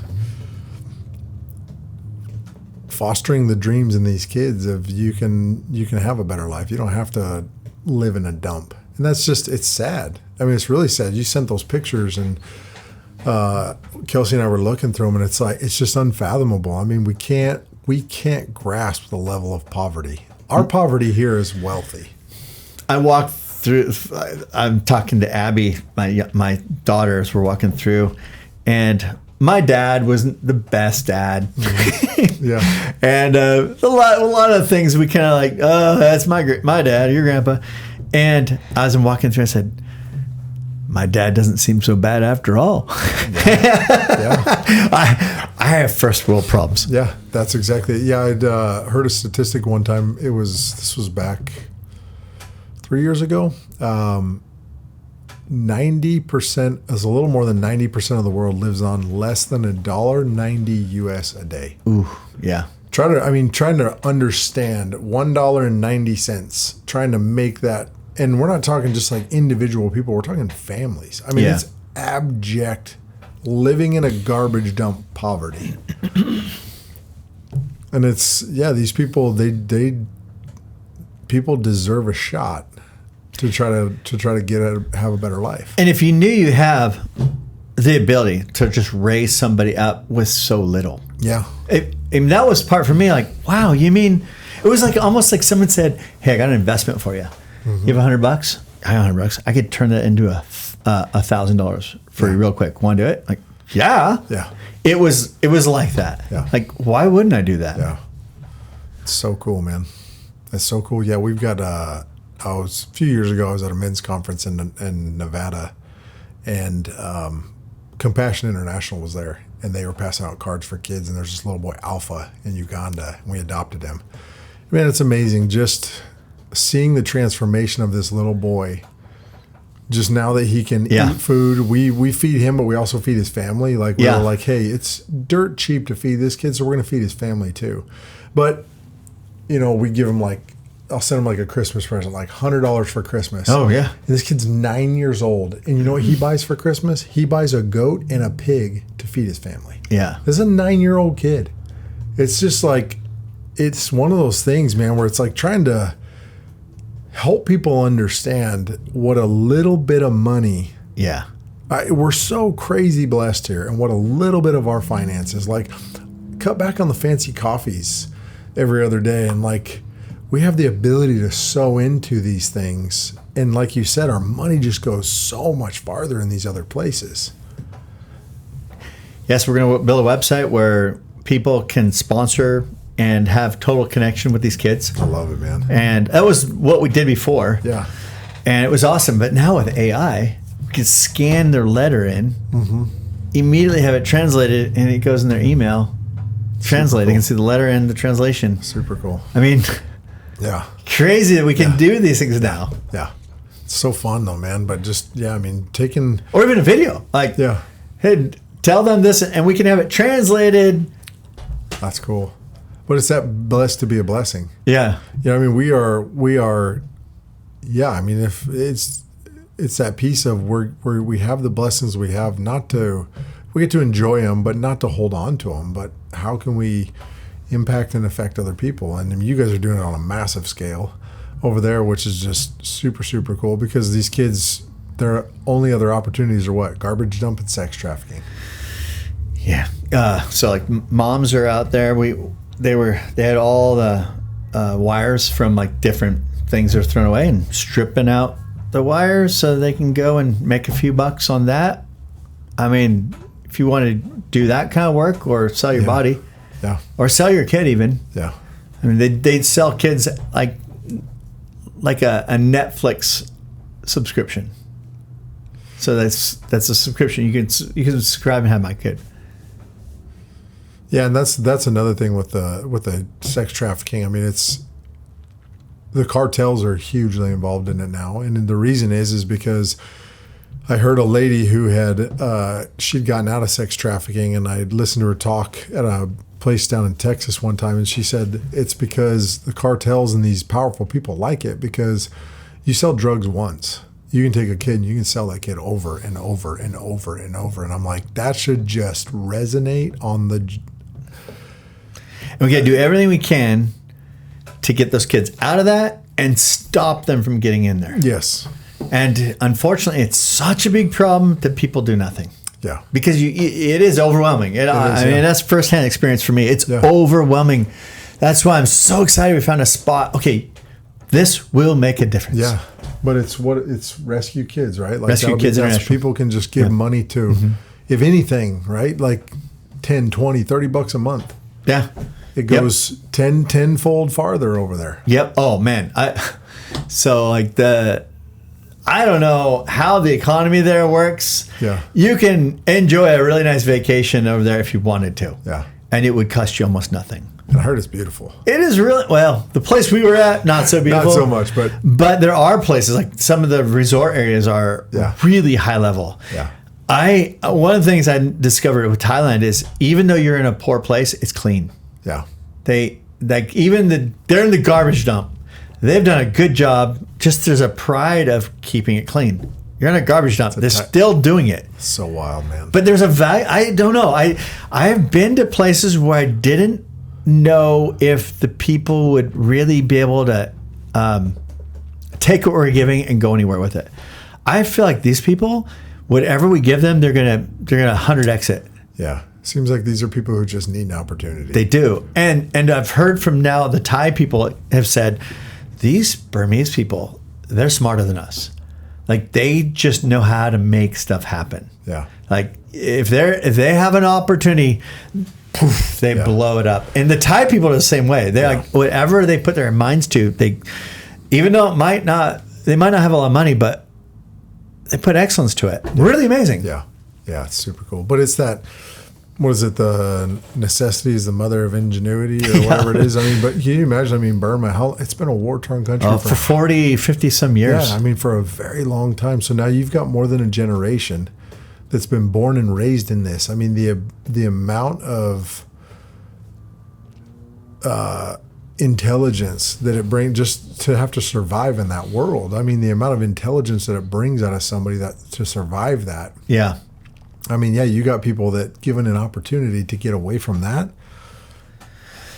Yeah, and then you got, it's kind of a series of Thailand and Myanmar have a really good relationship. Mm-hmm. They're almost like two countries as one. Mm-hmm. They've but they understand there's a line here. Your war stays here, we stay here. We're peaceful. You guys are not. So wild. And so I don't understand how the whole thing works. This magical invisible line. Weird, but there's an opportunity. Yeah, yeah. And I've heard from so many people in Thailand, they said, if you think Thailand's beautiful, wait until you see Myanmar, Burma. It's gorgeous. It's basically, talk about demonic captivity. Yeah. It's probably like some of the best real estate in the world is being held by this demonic thing, the Civil War. So I don't even know. I mean, do you know what type of government they've got installed over there? They got three different entities. The Karens are the ones really in charge, and then you have these two other that are kind of rebels fighting back against it. Okay. But it's a government, military. The military took it over. So the Karens are ironically, the Karens are very militaristic. People read into that. Super true here too. So funny when I first saw that. I was like, the Karens? Yeah, that makes sense. When you said that to me, you were like, a little different than they are here. I was cracking up, man. I was cracking up. That's super fun. So tell me about your business. So how is that progressing? Man, so it's been good. Finally feel released. When we first got here, so I got to Redding, California a year ago tomorrow.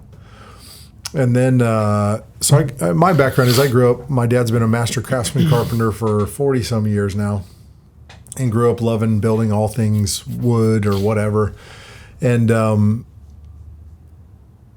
as my wife and I were dreaming and coming out here, Holy Spirit started planting a dream inside of me for a millworks company, custom windows, doors, furniture, super, super high end. I'm very blessed that I'm in my mid 40s, but I've got 40 years of experience working with wood. Yeah. So usually guys are 40 years older than me or 20 years older than me by the time they have the experience that I do.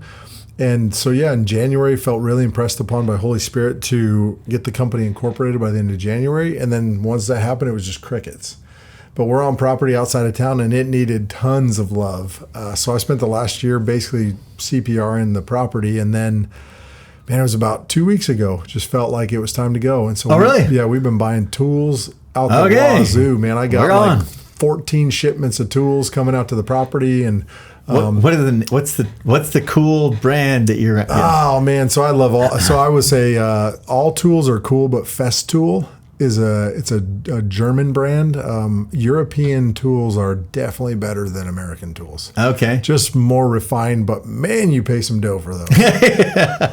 So yeah, I mean everything from like Grizzly is a big popular brand here in America. Festool use a lot of Bosch tools. Bosch tools are pretty high end, more on the European side as well. So got a lot of that coming, and then did a design. Drew up a wood design for an accent wall inside the shop. Okay. So it's going to be, obviously. Are you going to work with that guy? So we're talking about it. Yeah, he and I are going to be looking at his new space, and that will be 2.0. I'm building out my own personal shop now where I'm going to be able to continue after we move out of it to work on my pet projects for all those people that live in those castles behind us. Yeah. Are you getting built on your property? Yeah. Okay. And so I chewed up about half that building, that outbuilding out there. And it's amazing. You talk about the internet. I mean, so many smaller workshops, and I've already got like 6 different blueprints. So I don't have to come up with how I want to lay things out, because in a shop like that, the biggest thing you want to do is you want to control the dust. Yeah. Because A, it's a health hazard, and then B, you can blow your shop up because you put enough dust in there and have static to it, and you just bombed your property. Yeah. So getting that all laid out so we don't have to undo it, because there's electrical involved in all the things to set everything up right. But it's really going to be, it's a woodworking shop, but it's going to be an artist studio flair to it. Yeah. Because just to make it a really creative space for me. And then I've got a commission desk from some friends that I'm working on right now. A really nice mid-century modern kind of Art Deco desk is going to be our first commission piece. And then I've got a whole bunch of other stuff that I'm just going to churn out. And my wife, we'll have a website, and then my wife wants me to set up an Etsy shop as well. She'll kind of oversee that for me, because I'll just continue to create. So you get this. I need to have you make a round dining room table. We can do that. Yeah. Whatever you want to, man. I mean, I've actually got I'm going to go look at a whole bunch of walnut that's been milled later this week. Okay. And probably buy the whole lot off the guy. And walnut makes beautiful tables, beautiful tables. But yeah, man. So it's good, and it's it's fun because it's been something that I put dreams aside to help my wife follow her dream for all these years. And she actually said it the other day. She's like, I love that you're dreaming again. I love that That's awesome. I love that you're doing this. But really for us, big picture, you and I have talked about this, is I want to use our dream to help foster dreams in people that society's forgotten about. Yeah. We just have a lot of guys who are our age in their middle years that you see them out on the street. Every time I see these guys, man, I'm like, what did that guy want to be? Like what dream is lying dormant inside of that man? Yeah. That we can we breathe life? Can we bring this person up, give them an opportunity and breathe life on their dream, and then maybe help sow seed into bringing their dream to life here locally, or wherever it is. But it's like you talked about, using the resources we have and our abilities to help. It's not about success for ourselves, because I think success for ourselves is not. If you can network well and you've got a good product, you can achieve success for yourself pretty easily. Mm-hmm. But it's about being able to take that instead and leveraging that to help other people be successful, because there's a ripple effect there. These kids that you guys are doing this for over in Thailand, Burma, and Myanmar, I mean, you're changing generations, right? You're taking a kid and you're cutting off I got to live in a garbage dump because that's what my family's done, and they're getting to chase dreams and become more. Well, that's what I want to do for guys. I was joking. I was talking with buddies the other day. I'm like, I get the crusty group that are the guys who are in their middle years, that have really. I mean, they're just looking forward to death. You know, and I'm like, the cool part is there's all these guys right now that I can use my business to help bring up some of them, because not all of them are going to be a fit. Some of them just want to live that way. But, you know, if we can pick off a couple a year and change their lives, what you're doing, though, and getting, you know, through other buddies who are getting the younger generations, eventually we do that with enough younger generations, there aren't going to be these crusty guys in their middle years because we headed that off at the pass in the formative years. But it's fun, man. It's super. Have you thought about doing a school? Oh, man. So like a trade school? Yeah. So there's some. It's funny you bring that up. So we have a prophetic friend who she dreams a lot. She actually talked to me about a dream she had, and I don't know if I'm supposed to share this public, but I'm going to. And Holy Spirit can hit on me about it later if he wants to. But the dream is that I was out in front of a school, and I was being told the school is yours. The school is yours. And let's stop thinking about it. The school is yours. And she was actually there with me, and she pulled me and looked me sternly in the face and said, stop spinning your wheels. It's time. The school is yours. So I think there's something there in the future. I don't know what it looks like, but I'm just moving forward with what we're supposed to move forward now. I think the trade school would be, I try to get my son into trade schools. They're a mess. And I'm just going to say this. The unions have to get out of the way first. It's too much of a mess, man. It's a cartel. Especially in California. They run the show, and if you're not a part of it, you don't get to play the game. Like, why is it we're learning math and science and all this stuff, but we're not learning how to build stuff or creatively come up? Because I don't know, do they do wood shop in school anymore or metal shop? No. I remember that was an awesome class where you would learn how to build stuff, get around heavy machinery. And we actually had when we got hired for the summer jobs, we knew a lot of this stuff just because we did it in school. I don't know if kids do it anymore. No, I mean, it's wood shop's gone. I mean, I even looked at Shasta College, and they've got, it's something that has to do a little bit with woodworking. I've heard they've got a pretty sweet setup that's kind of been mothballed there, but I know they have a career path towards welding. But nothing woodworking, man. It's a lost art. It's a dying art. Wood's gonna go away, I guess. I know, right? But it's hard, man, because it's a dying art, and part of why I want to do this, part of why I am doing this, is because I want to make sure it lives on. Yeah, just got. Where was I? Oh, it was in Boston, and I was looking at the architecture of these huge cathedrals and just the townhouses and everything. Man, there's a lot of just unique architecture. Mm-hmm. And today I feel like if you were to build that, it would just cost you so much money. Yeah. And has technology gone backwards?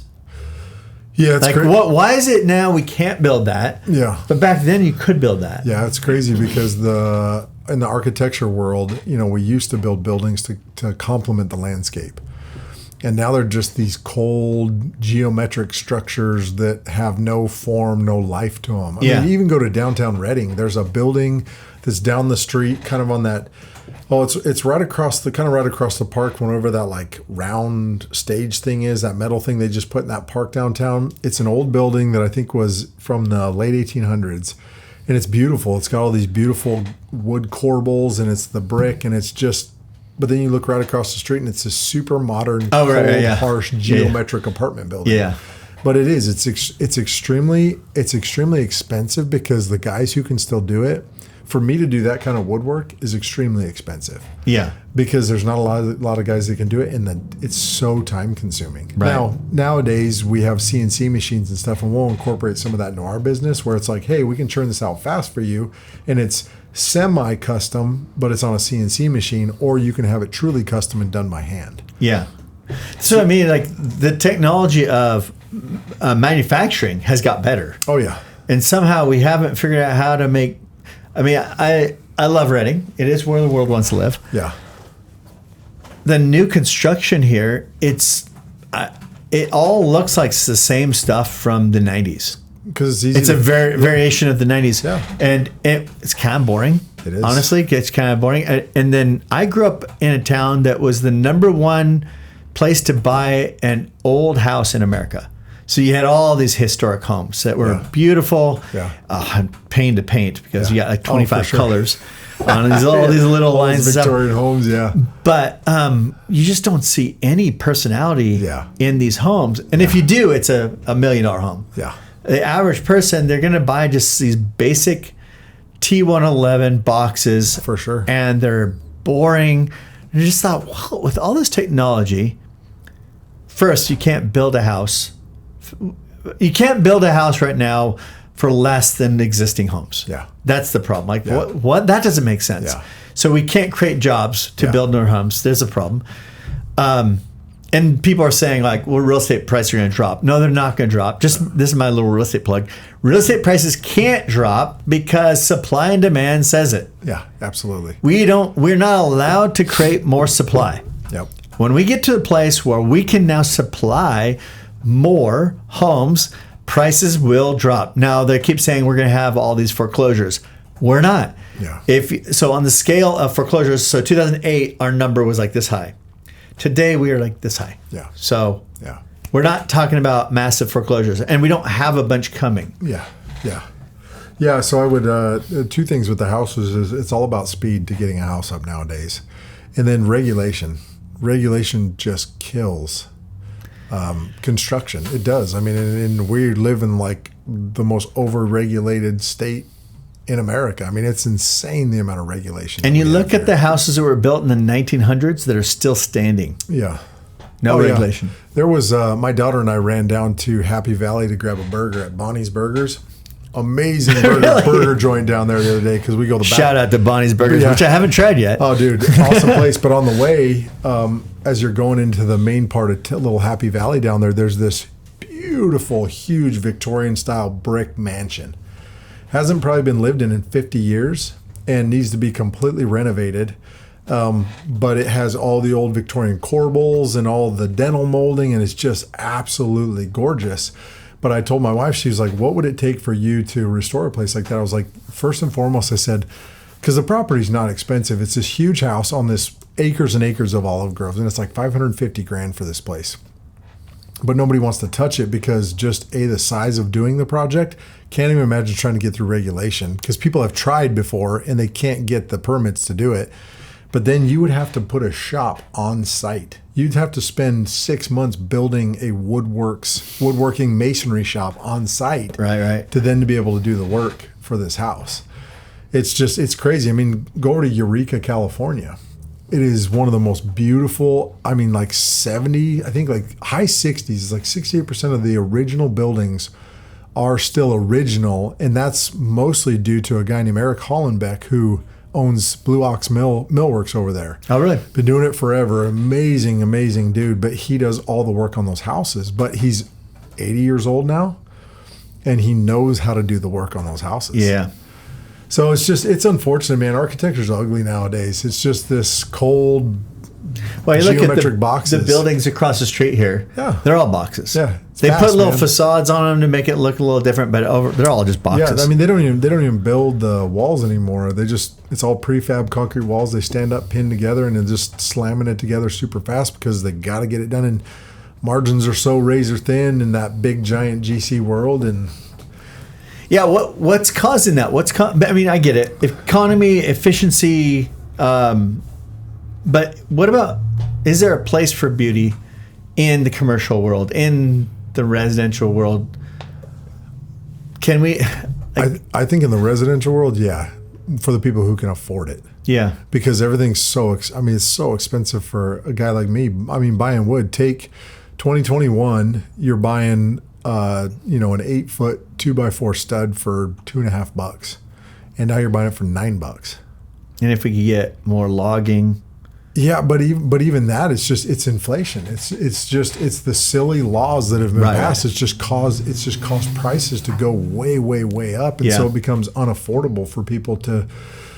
Unfortunately, beauty takes a lot longer to do do beautiful things, and so, and then like insurance costs are way, way higher. I mean, all the things that in order for someone to run a business in that world to do it. it's just way more. So for the right people, yeah, the beauty's still there. They can still purchase those things. They can still have those things.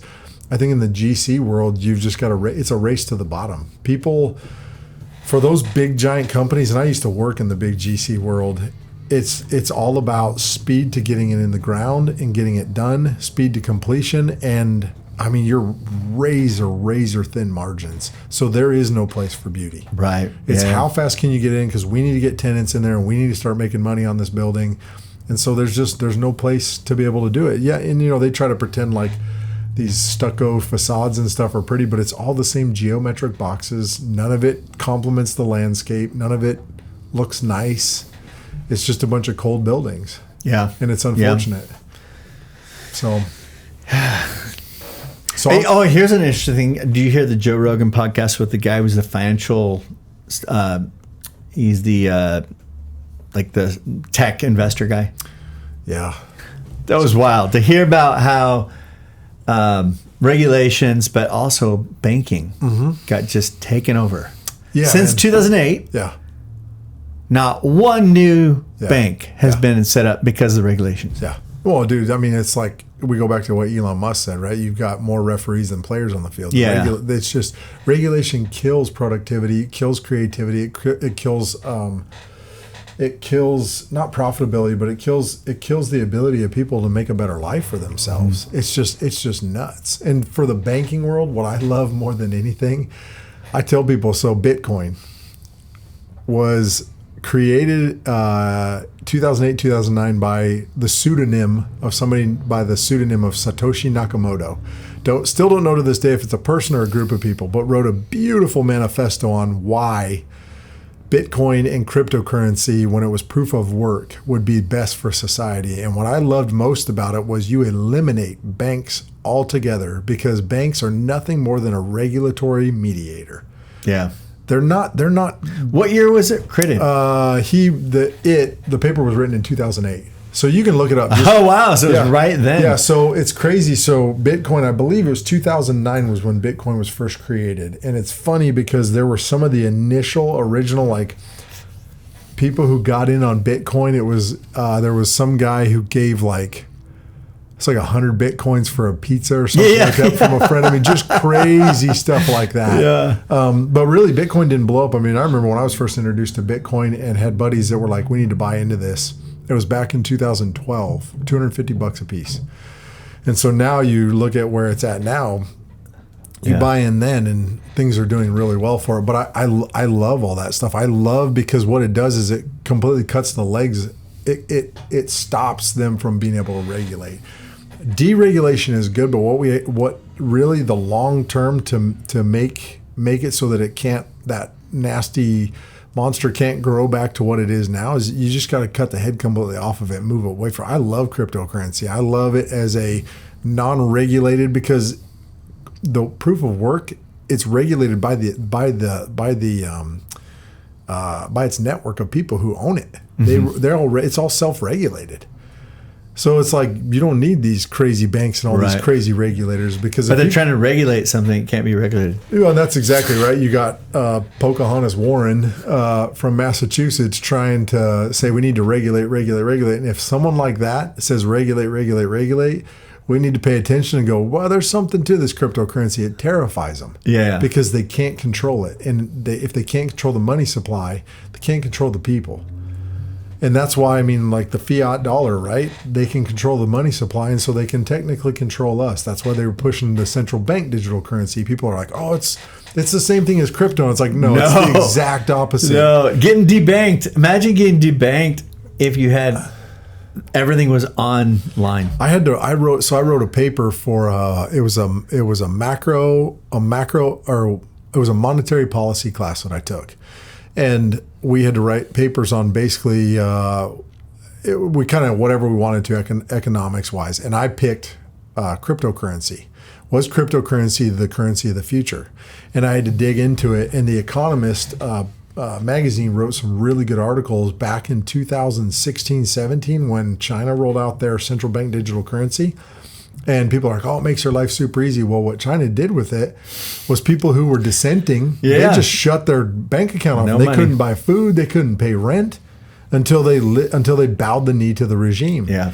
And so when they started pushing the narrative here and everybody's like, oh, crypto and central CBDC are all the same. It's like, no, they're the polar opposite. One can't be controlled and regulated by the government.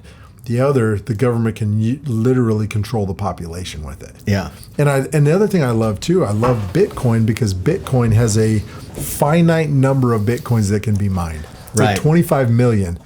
What people don't realize is what it does is it stops people from being able to manipulate currency, which China's really good at. We do the same thing with passing all these Inflation Reduction Acts. You can't, when we got off the gold standard is where it started to happen. You never saw billionaires before we got off the gold standard. You'd see people that were millionaires, but the income, the discrepancy between the poor and the uber rich was a lot smaller than it is now. But the minute we got off of the gold standard, it was manipulation. The government could do whatever the heck it wanted to with money because there was nothing. It was just paper. And the only reason it was worth what it was because they said so. But with Bitcoin, because it's a finite number, you cannot manipulate what it's worth. The supply and the demand, the market, the beautiful capitalist market, that invisible hand will determine what that dollar, what that money is worth. Right. Yeah. And I love that. I love that because can we go back to that? Is it possible now? I think so. President Trump is actually looking at. There's rumors that he's getting ready to appoint what they call. I hate the word czar.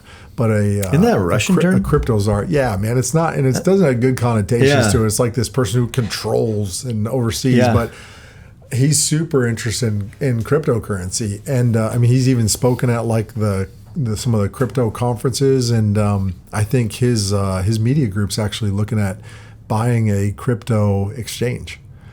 So he's very, very into it. I mean, I saw a tweet by. Then this all kind of goes together. I saw a tweet that was put out by Elon Musk. It was a couple days after he won the election, and Elon Musk had having breakfast with President Trump at Mar-a-Lago discussing the basically getting rid of the IRS. I don't understand the IRS and why it has to be there. Yeah, they talked about basically doing a flat tax, building a website that says you just go in and punch in all your information and tells you how much tax you owe for the year. It's not just like big all over the scale, depends on this and this. It's just think about the lack of efficiency of doing our taxes. So last year I spent about $12,000 just on my taxes preparation. Yeah, and that wasn't even my taxes. Yeah, that's the crazy thing. The amount of money you spend just to do your taxes. And you know what? I got taxed on that. Yeah, I got taxed on the amount of money I spent on paying taxes. Yeah, on preparing my taxes, I was taxed on that. Which that used to be a write-off, and now it's not. Yeah, it's. But this goes back to what we're talking about. You're talking about these are bureaucratic institutions that are not elected by the people, so they don't, in their minds, have to listen to we the people. Yeah. So I'm hoping things change, man. It runs rampant. But I will say this is I believe the unwinding of all this is it happens starting January 20th of this year. But I mean, this was all started getting wound up. I mean, think about at the end of the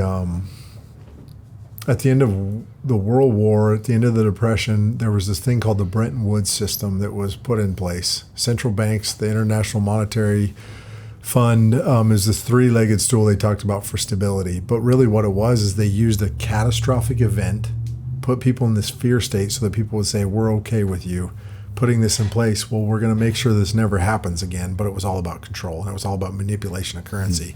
And it allowed them, and this was back in the late 1930s. So after the market crash? Yeah. Okay. Yeah. So when it all started to come back, another thing, what a lot of people don't realize is the Depression only got as bad as it did because the federal government got involved. It was actually starting to correct itself, and unemployment hadn't hit double digits and was actually starting to trend back down. And then the federal government jumped in, and that's when it shot up to double digits. You think that was just happenstance? So that's the thing is, all that to say, this was 80 years ago. This was all began to wind it in, right? The New Deal of FDR at the end of World War II, that was just a garbage socialist deal for America, where we started all the social entitlements in America. I mean, it's just it doesn't bode well to have a free society who can determine their own future based on merit. Right. It's trying to make a people who are determined or who are reliant on the government so you can control what they do. You know, there have been so many times I thought of an idea, product, food, something, and I thought, we should just do it. Yeah. And then it hit me. Wow, if I do that, one, I'm going to have to go get permission from like a bunch of agencies. Yep. And then I have to pay for the permits. Then I have to do accounting, which is a whole nother thing of that whole thing. Like, I'm already paying so much in accounting. Yeah. And after I kind of I don't want to do it anymore. Yeah. But I'm an entrepreneur. Like this summer, we went and did the Yeti Teriyaki in Alaska. Yeah. Had a blast. Yeah. But the regulation of all the extra stuff kind of makes you just not want to provide a product, a service, provide supply to the community. Yeah. Man, it's just frustrating to think like and I'm probably more innovative than most people. So imagine how discouraging it must be for the just average person. Oh, yeah. Nobody wants to provide supply. And that's where it is. There's that underlying design of regulation is to squash that. It's to squash ingenuity, squash innovation. And when you talk to the guys at the offices, they tend to be like, you're right. Like, yeah, I mean, they agree, and they're like, yeah, that has nothing to do with it. Here's your bill. You gotta pay this. Why have all these big companies bailed out of California and moved to Texas? Because the regulation is so much less in Texas. It allows a business to thrive, to innovate, to do things that push the envelope. Because if we just stay safe, we don't push the envelope. That's another thing. Like go to Europe and look at all these. They're still building beautiful buildings and crazy things in Europe that we're not allowed to do here because the regulation that we have. There's just it's just designed to kill innovation. And you look at the periods in our country when deregulation happened. When Reagan came in, he deregulated like crazy. Once they got through the Carter fiasco of what he did with the stagflation, America went right. We went through the roof. We experienced some of our best years, and then again when President Trump came in 2016, deregulated, and America went off the charts. Yeah, because it opens the door for innovation. I'm looking forward. I'm really hoping. Yeah, and I'm hoping California can get out from underneath this thing. Yeah, California it's trending that way. The problem is California, man. It's so steeped in it. I feel like California stemming from San Francisco was kind of the experiment for all this craziness. But if you look at the elections of the new mayor for San Francisco, he's much more centrist. Like they got rid of their wackadoo DA. They're trying. It all started in San Francisco so long ago. And they're beginning to unwind it in San Francisco, and it's going to reverberate across California. And I think California is going to end up becoming what it used to be, and it was the center for innovation that affected the nation, affected the world. And we can become the fourth or fifth largest economy in the world. I mean, think about that. It's a state. Right. It's a state. This was mind-blowing. 39 million people, I think there are here. Let's say 40-ish million people. And in all of the countries in the world, there's like 168 countries in the world. California was number 4. Yeah, that's wild. That's nuts. Yeah. And now we can't pay our bills to the tune of $45 billion. But it comes down, we're way over regulated, and we have created a nanny state of social entitlements that's out of control for both citizens and non-citizens. And you have to, that's the piece that I think is the bigger picture, the bigger problem, because now you've got, this has been going on in California a long time. I mean, I think they started passing crazy laws. It was about late 1980s is when they started really pushing craziness in California, especially in the Bay Area. So you've now got, right, generations like 40 years. So now you've got nearly 40 years, so an entire generation that is used to these entitlements, is used to being handed things. How do you undo that? Right. And that's where that's the argument that I have with myself when I'm out on my property. of trying to unwind that big picture. And I don't know. I don't have the answer to that, but you have to figure out how to unwind that and get people back to wanting to produce things, wanting to live a life and thrive based on merit and what they can do and what they can contribute to society rather than what they can take from the government tit. Yeah. Well, it's interesting to get off the plane because we've been in Thailand and Bangkok's enormous. Hong Kong, obviously enormous. And when you're actually driving from the airport into San Francisco, it actually comparatively is very small. Yeah. I think it's like 5 square miles or something like that. But there's like you would think there would be the high skyrise would cover a bigger area.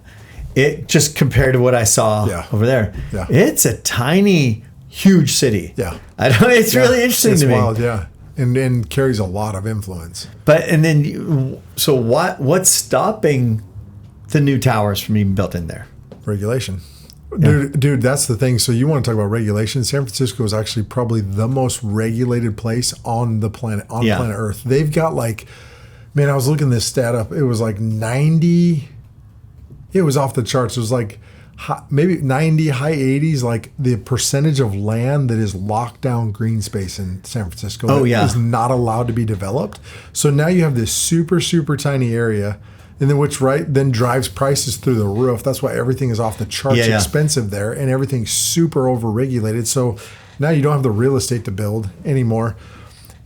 I don't know how you unwind all the regulation for all the crazy green spaces and stuff. Like I get that we hold on to our parks and stuff in America. And I mean, the biggest conservationist was Teddy Roosevelt. He was the one who implemented the national parks anyway. Mm-hmm. That dude was a stone cold gangster. I love that guy.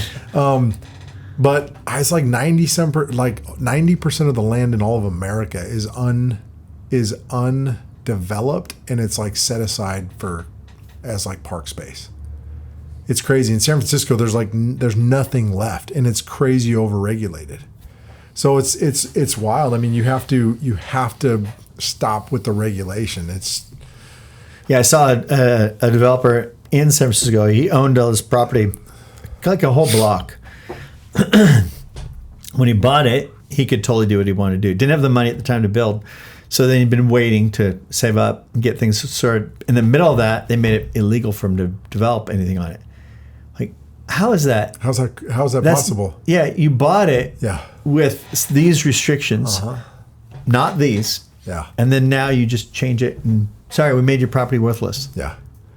Yeah, which is now why San Francisco, that's just one of the many reasons San Francisco is suffering the way it is. Yeah. I mean, you've got an app that you can download on your phone that actually tells you where all the poop is in San Francisco. And my wife was there not that long ago. I mean, 4 or 5 months ago, and she was like, no, it's everywhere. Yeah. I mean, she was in an Uber. I love my wife, man. She is like the purest of soul people, like Midwest girl, just amazing. Like I wake up next to her every day and I'm like, I have no clue how I pulled this deal off. But they were in an Uber in San Francisco. She's like, Matt, I looked out the window and she was like, there was a man pushing his really, really nice road bike, like walking it. And it wasn't riding it. And she said he had his cowboy hat on and that was it. And she was like, not an ounce of body hair on this man and not a tan line on him. She was like, so this wasn't some bum. She's like, this is probably somebody, an affluent person in San Francisco walking around butt naked pushing his road bike. I mean, this is what it's gone to. So how do you unwind all that? How do you unwind all that? So wild. It's craziness, man. But you're talking about a place that, I mean, I think 15 years ago was like the number 3 most beautiful place in the world it's incredible. To live. It was incredible. It was unreal. Well, in California now, if you're to, people always say, well, where's the new developments? I'm like, I don't know, because anybody who's going to develop land here, to be highly, highly, highly connected, you are inside the circle. It'd take you 10 years to do development. So bare land, break it up into parcels, put the infrastructure of sewer, water, all that in there, and be ready to build. 10 years. Who's going to do that? Yeah, and you're super connected. Yeah. Average person, 20 years. And 10 years, what happens to the markets in 10 years? We don't know. Yeah, it's crazy. And so that's why you have this influx of people into Texas. You have this influx of people into these states that are, they call them freedom states. You know, they're super low regulation and all about innovation. I mean, Tesla's now headquartered in Texas. You know, they still make their cars here, but I don't know how much longer they'll be. Well, especially after what old Newsom pulled with his little EV credit that's not going to include Tesla. And I'm like, how are you, like, you're literally shooting yourself in the foot for a silly ideology. It's a tax base. It's one of your clients. 20,000 jobs. I mean, even the Democrat congressperson, I think is a gentleman, was like, whoa, Newsom, like, let's not get into a roostering match here over this. Like, this is 20,000 jobs in my distrct. And Elon's willing to make a point. Oh, and I guarantee you that Greg Abbott in Texas will be like, come on, man. We can retrofit we'll help you with whatever. We're centrally located. You can send to the whole country. Absolutely. And so that's the thing is it's just silliness, man. It's silliness, and it's unqualified people who don't know what they're doing, and they're ruining beautiful things,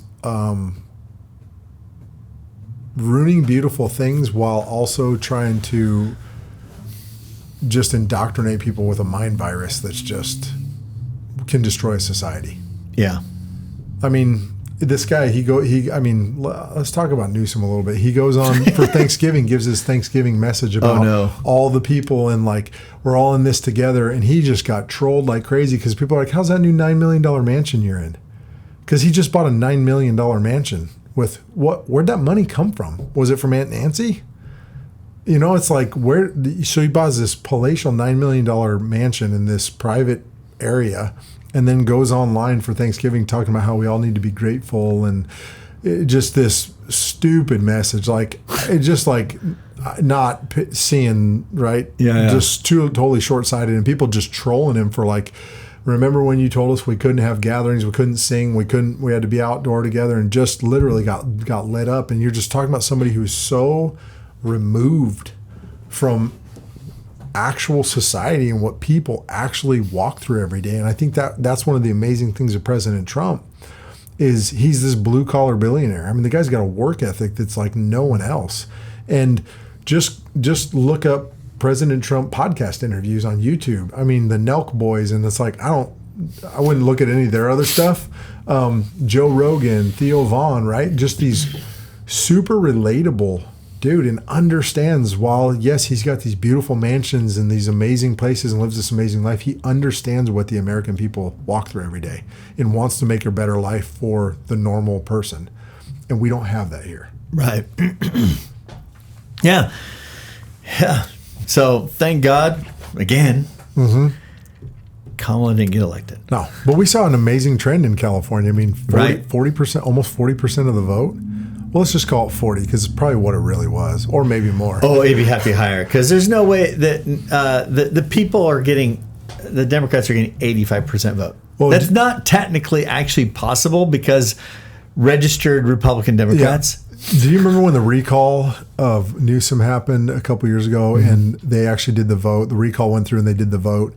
And it was like 70% of Republicans in LA County showed up to vote on voting day because that's when Republicans typically vote. And they were told your vote's already been cast. 70% in LA County. Well, explain that. What do you mean? So what typically happens is you actually look at Democrat versus Republican. A lot of Democrat, like your mail-in ballots and stuff, is typically a Democrat thing. Yeah. And most of your Republicans, right, we believe in voting day. So people show up on voting day to vote. So when they were voting whether to put Newsom back in or put in Larry Elder as the governor, 70% of the Republicans who showed up to their voting locations in all of LA County during that recall vote were told when they showed up to vote, your vote's already been cast. Oh, so somebody voted for them.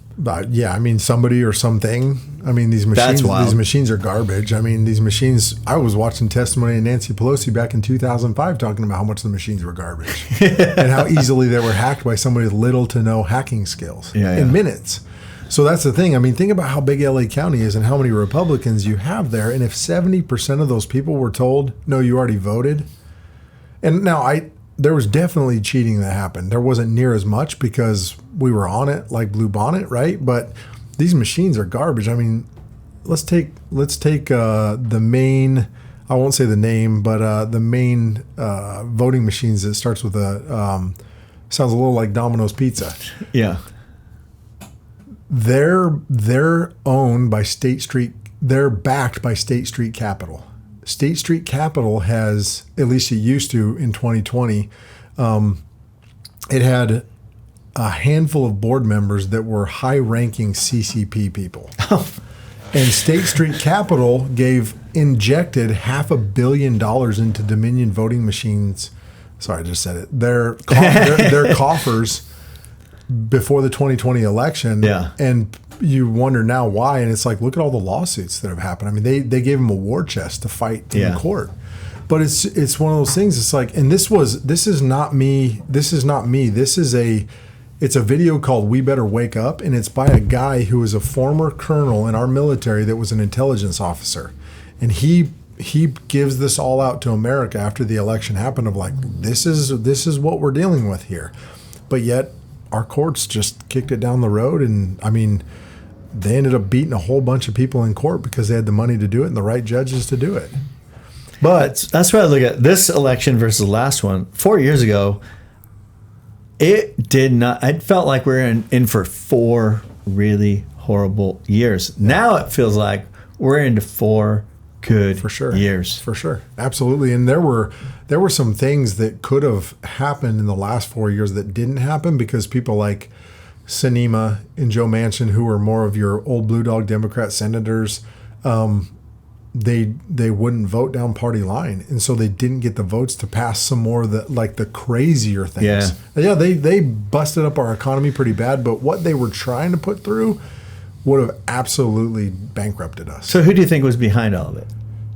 If you had to put a person besides demonic, if there are some people, I think one of the big people is the Soros family. Yeah, I know. Because he's openly said that he wants his like lifetime goal to see in his life is to see American democracy and our Constitution be crushed. Yeah, and this is a man who is. I mean, you go to watch his 60-minute interviews where he's talking. He's terrifying. Yeah, you're talking about a guy who's a Hungarian Jew who, as a kid, partnered with the Nazis to put Jews in the gas chambers, and said that he would do it all over again. That was the terrifying part. Yeah, hear him say that. Yeah, just so calmly. Yeah, and I mean, he fashions himself as a god. He doesn't believe in God. He believes that he is like a god. He said that his business dealings. You look at like the destabilization of countries all around the world. His business dealings are all intertwined in most of it. I mean, this guy's brilliant. His son Alexander, pretty bona fide dum-dum. Not real worried about that guy. I mean, you listen to that guy talking, you're like, yeah, you didn't get dad's genes. But his dad got his schooling at the London School of Economics, one of the best economic schools in the world, and came out firing on all cylinders and made himself very rich very fast through just a lot of harsh humanity, willing to put humanity in harm's way to push his agenda. And now he was the one 40 years ago who got involved in our school systems, right? He's the one who's big money through his shadow companies. And this is not something like, get off social media and get a little curious, and you can trace these companies back to people like him and Bill Gates. It's not hard to do. You just got to be a little curious. And these guys, it's like they were the guys that were picked on in school, and they decided that I'm going to mess the whole world up now that I'm rich and powerful. Because Bill Gates is another one. I mean, this guy who wants us to carbon taxes on cows, like the European Union is trying to pass a tax on cow farts. I mean, think about how silly that is. Cow farts. But yeah, so I would say the Soros family, the Gates family, they're some characters that are as bad as it gets. And there are people, you can go down this rabbit trail really far. There are people have said that there are families who we don't even know about. I'm not going to say the names because I'm not going to go down that rabbit trail, but there are families that are not out in the open that are actually higher up in this. Like the Soroses and the Gates are just like lieutenant level. But there are more powerful, more rich families in the background, like even more than the Rockefellers and the other big names that we hear thrown out all the time. There are families who have been around for millennia that have been trying to mess up civilization since biblical days. Aliens. Sure. Or if you want to call it aliens or Nephilim. Yeah. So yeah, man, but it's cool because it's one of those things where I'm like, man, this puts us into a situation of, I mean, God does really well with outnumbered, out-moneyed, outranked. I mean, look at Gideon, right? Look at what David and his band of misfits did. I mean, God always used insurmountable odds to do amazing things. And I believe we're in one of those times in history where God is inviting people to say, you want to do some cool things that have never been seen on earth? Yeah. Partner with heaven and co-labor with me, and I'll back you up in a way that no one's ever seen before. And that's the idea of Dream Builder. So Dream Builder comes from the Lord's Prayer. Your kingdom come, your will be done on earth as it is in heaven. So Jesus actually invited us in to bring heaven to earth. Now, the woke version, this weird version, is what do we call it when they want not Narnia, not Euphoria. What's the word? You know what the word is? Yeah. This Utopia. They want Utopia. So their version is Utopia. God's like, no, I want to bring my kingdom. I have dreams, and I want those implemented on earth. Yeah. And so we're invited to go into that. And also in Deuteronomy, it says, the eyes of the Lord search to and fro for someone he can strongly support, someone whose heart is fully set on him. So I think there's this alternate version, Utopia, that's been pushed by this whole demonic government thing, which can't happen. Nope. Because you have people that are flawed. Yeah. God says, I want to use flawed people, partner with them, and bring my dreams to earth. Yeah. Doesn't mean you'll be Utopia, but I'll make you unstoppable. Yeah. Well, Utopia just ends up turning into the Hunger Games. Right. Because it's a man-made thing. Right. Yeah. There's always going to be someone who can get some power, and they're going to mess up Utopia. Yep. And God's like, no, how about if you just partner with me? How about, and this is the original idea of the founding fathers, how about you're self-governed? We're all self-governed.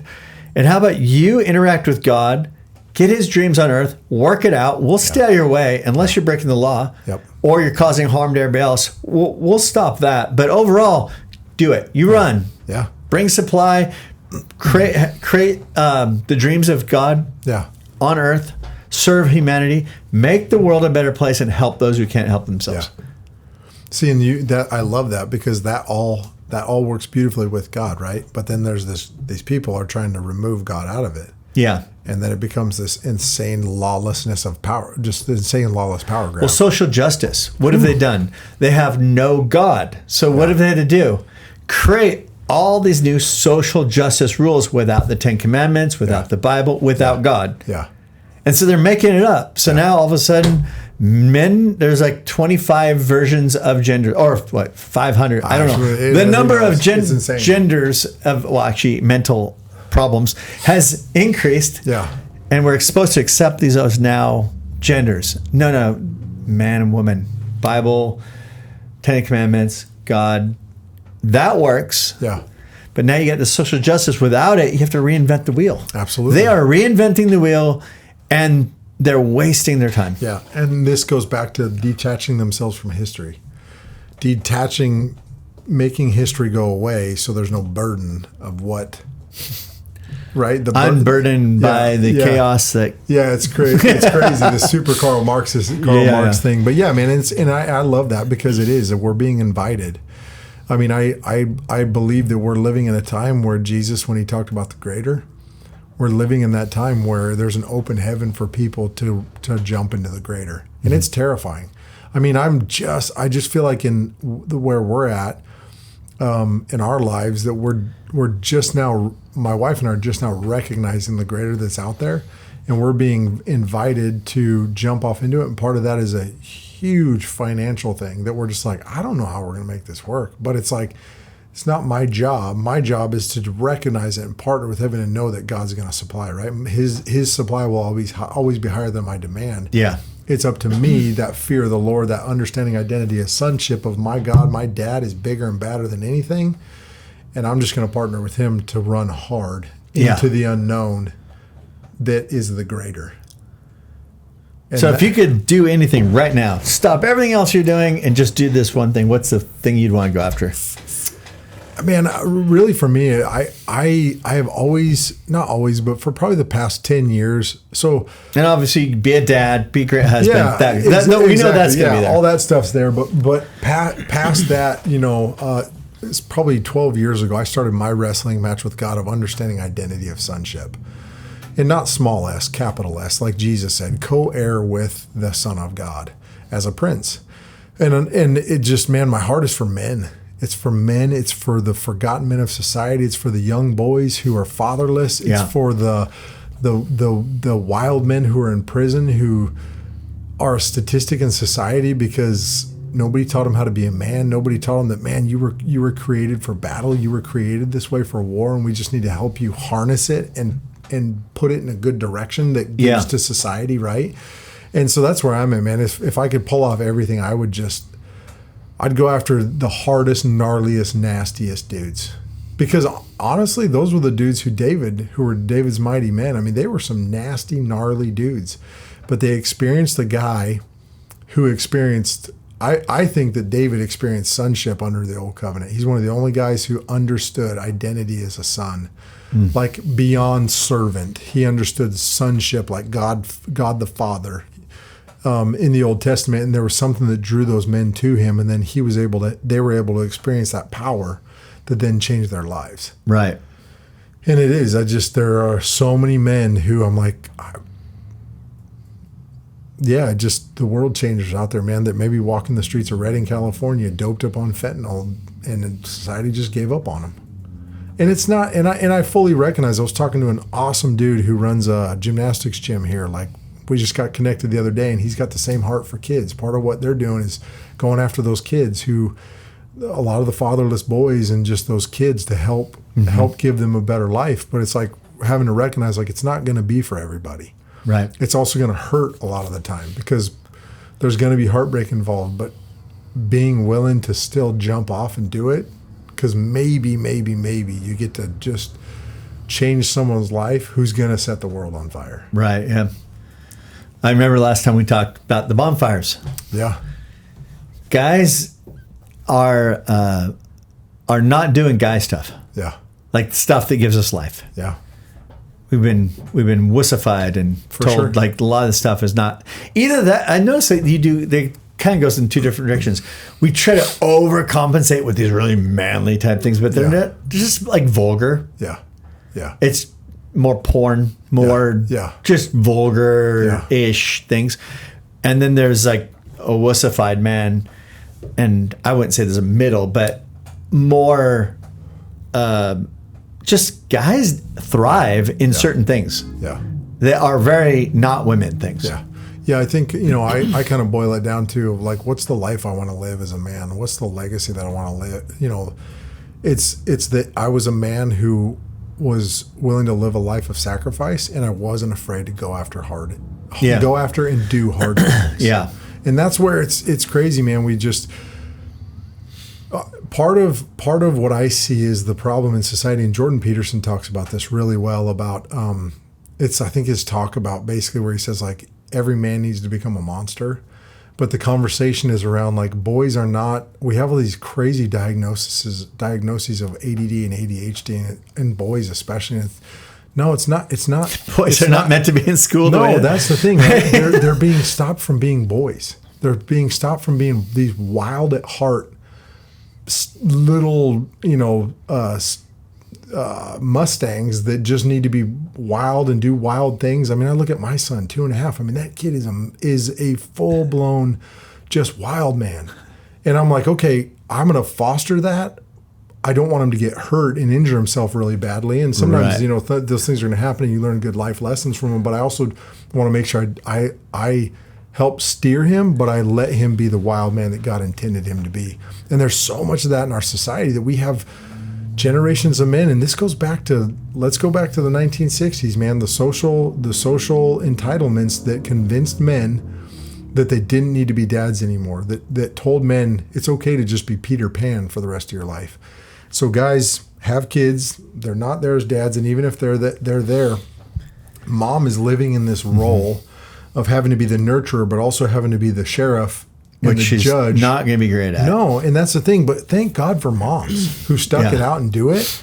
But it's like, how does a mom teach a boy to be a man when she doesn't know how to be a man either? So now you've got this. I mean, look at the prison statistics. Like 67% of the men in prison are from fatherless homes. It's just there's this thing where we were designed to wear a yoke of sacrifice, and society has convinced men that yoke is scary. But I try to tell guys, but if you'll just put it on, you'll realize you were made for it. It fits and it's super fulfilling. And then, we live in a society that we have everything at our fingertips, so we don't do anything hard. Like I tell guys, like go out and go find a tire at a junkyard and go in your backyard and throw that thing around until you can't stand up anymore and you're sweating your nuts off, and see how fulfilled you feel when it's all said and done. And you will, because you were made that way. God designed us for battle. He designed us for just doing hard things, and society's has convinced a generation or more of dudes that that's not who you are. I have 2 daughters. I've not caught them once playing slappies or punchies.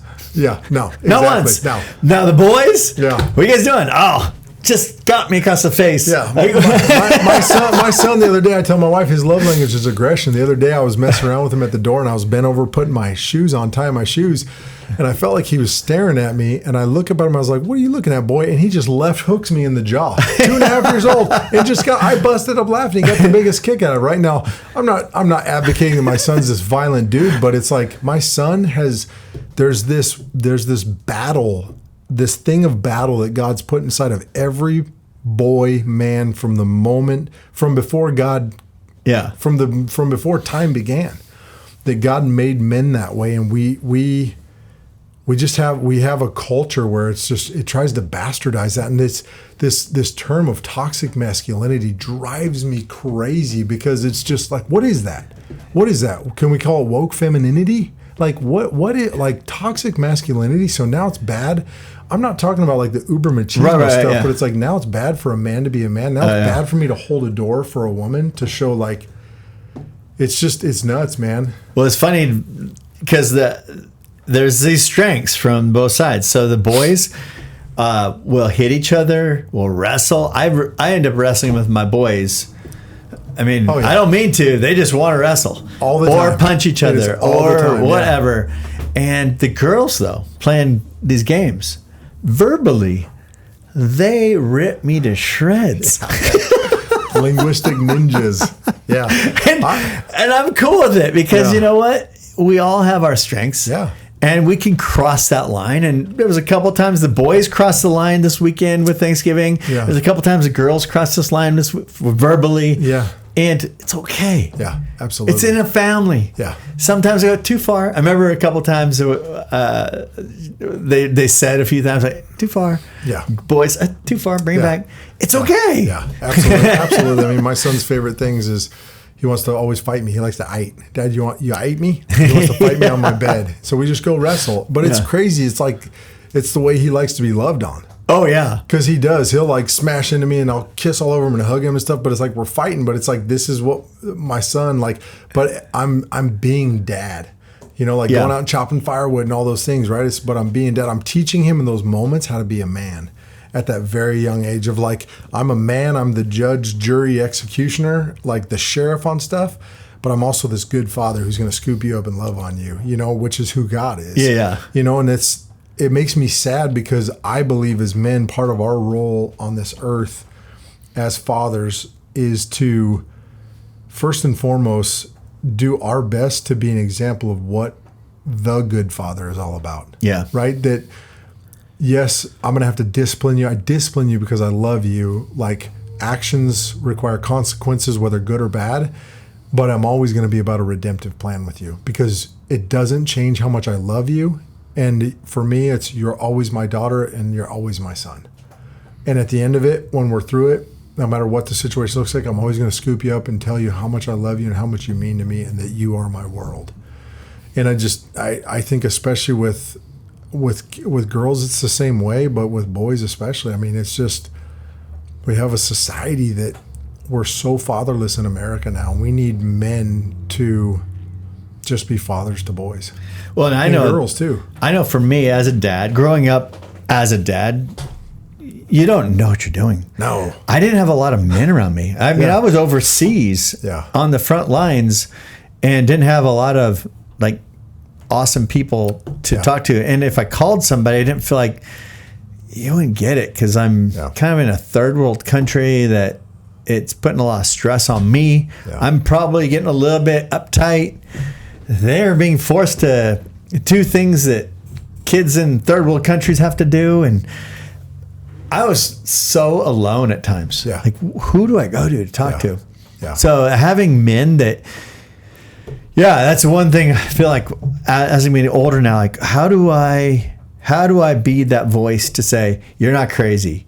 Yeah. It's just hard. Yeah, that's exactly. I mean, and now this culture is telling you can't be the dad who tells your kids what to do. No, you can. Yeah. You just can't be a dick about it. Yeah, that's exactly it. Yeah, well, it's not this.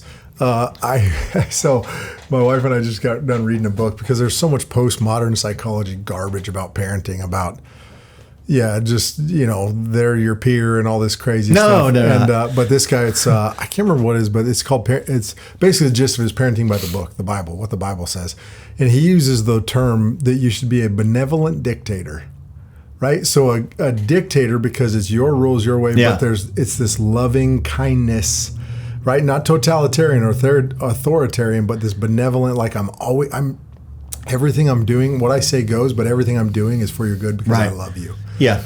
But it's this fine line of not being a total jackwagon and just putting the foot down. And I'm not perfect at it. I don't think any dad is. Like you said, I mean, I'm guessing and it's all this practice and experiment every single day. Every day. Because kids change and grow every day, so it becomes new. And then you get a new technology that shows up. You have to deal with that. Where did that thing come from? And what is it? What do you guys hear? It's wild.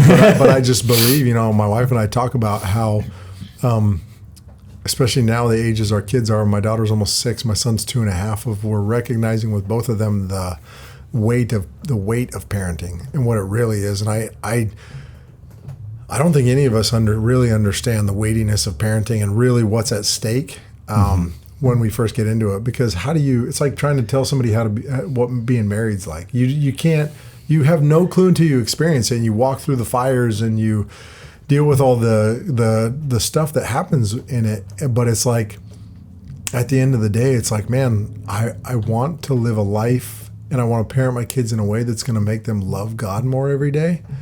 And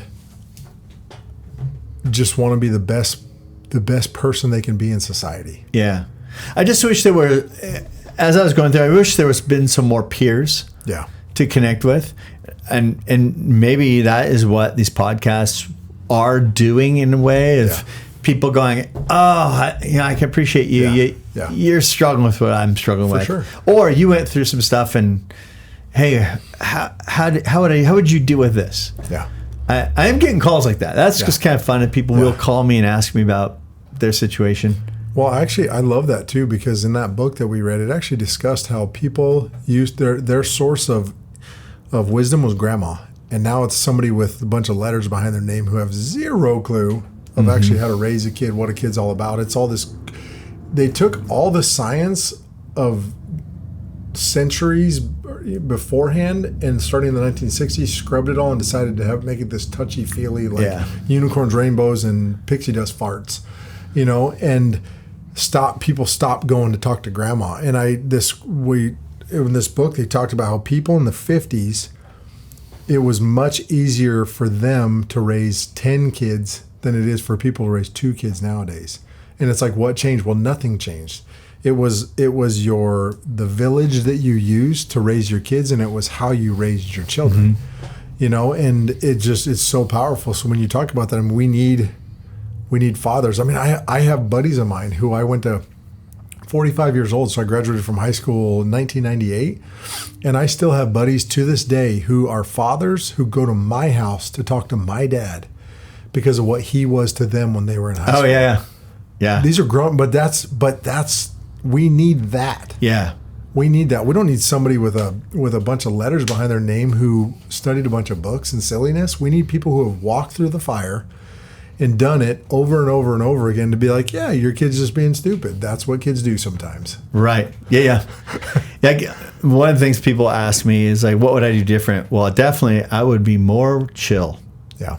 Like way more chill. Because I probably just got too uptight. For one, I was in the middle of life and death at times with the kids. Yeah. Get hit by a car so quickly. Yeah. Or someone could steal you so quickly. Yeah. Or, I mean, there was just danger we were around. And so I would have found a way to just like chill out, man. Yeah. Your kids would be fine. Yeah. It is, but I also hear you. It's hard in that situation because when we get into like busy cities and stuff like that, or like busy streets, I have the conversation with my daughter. People like to steal kids nowadays. And it's like, and I do become more of that protector, right? It's socially aware. And so it's hard to, how do you walk out staying in loving dad mode for them, but also being protector, vigilant, like situationally aware. And I don't know what that is because I'm like, I'm not good at switching back and forth real fast. What it reminded me of is, have you ever met somebody who was like perfectly healthy and then they got back injury? Yeah. And now they're cranky and frustrated and they just complain a lot more. They're still the same person. Yeah. But that injury in their back just nags on them constantly and they become very hard to be around. Yeah. That's what I became like. All this stress on me was like this injury that I was like, why can't I can't voice it, but I'm just irritated. Yeah. All the time. Yeah. I resonate with that, man, because I can do the same thing. I can do the same thing, man. And I think it's that when there's more of that protector wiring in you too, it's natural to do that because it's from a good place, but doesn't come out in a good way. No, and it reminds me of that because I have a friend who had a back injury and super kind, but after that back injury, it was like, oh, little irritable. Yeah. That nagging thing. Yeah, and it really, I get it. It's painful. Yeah.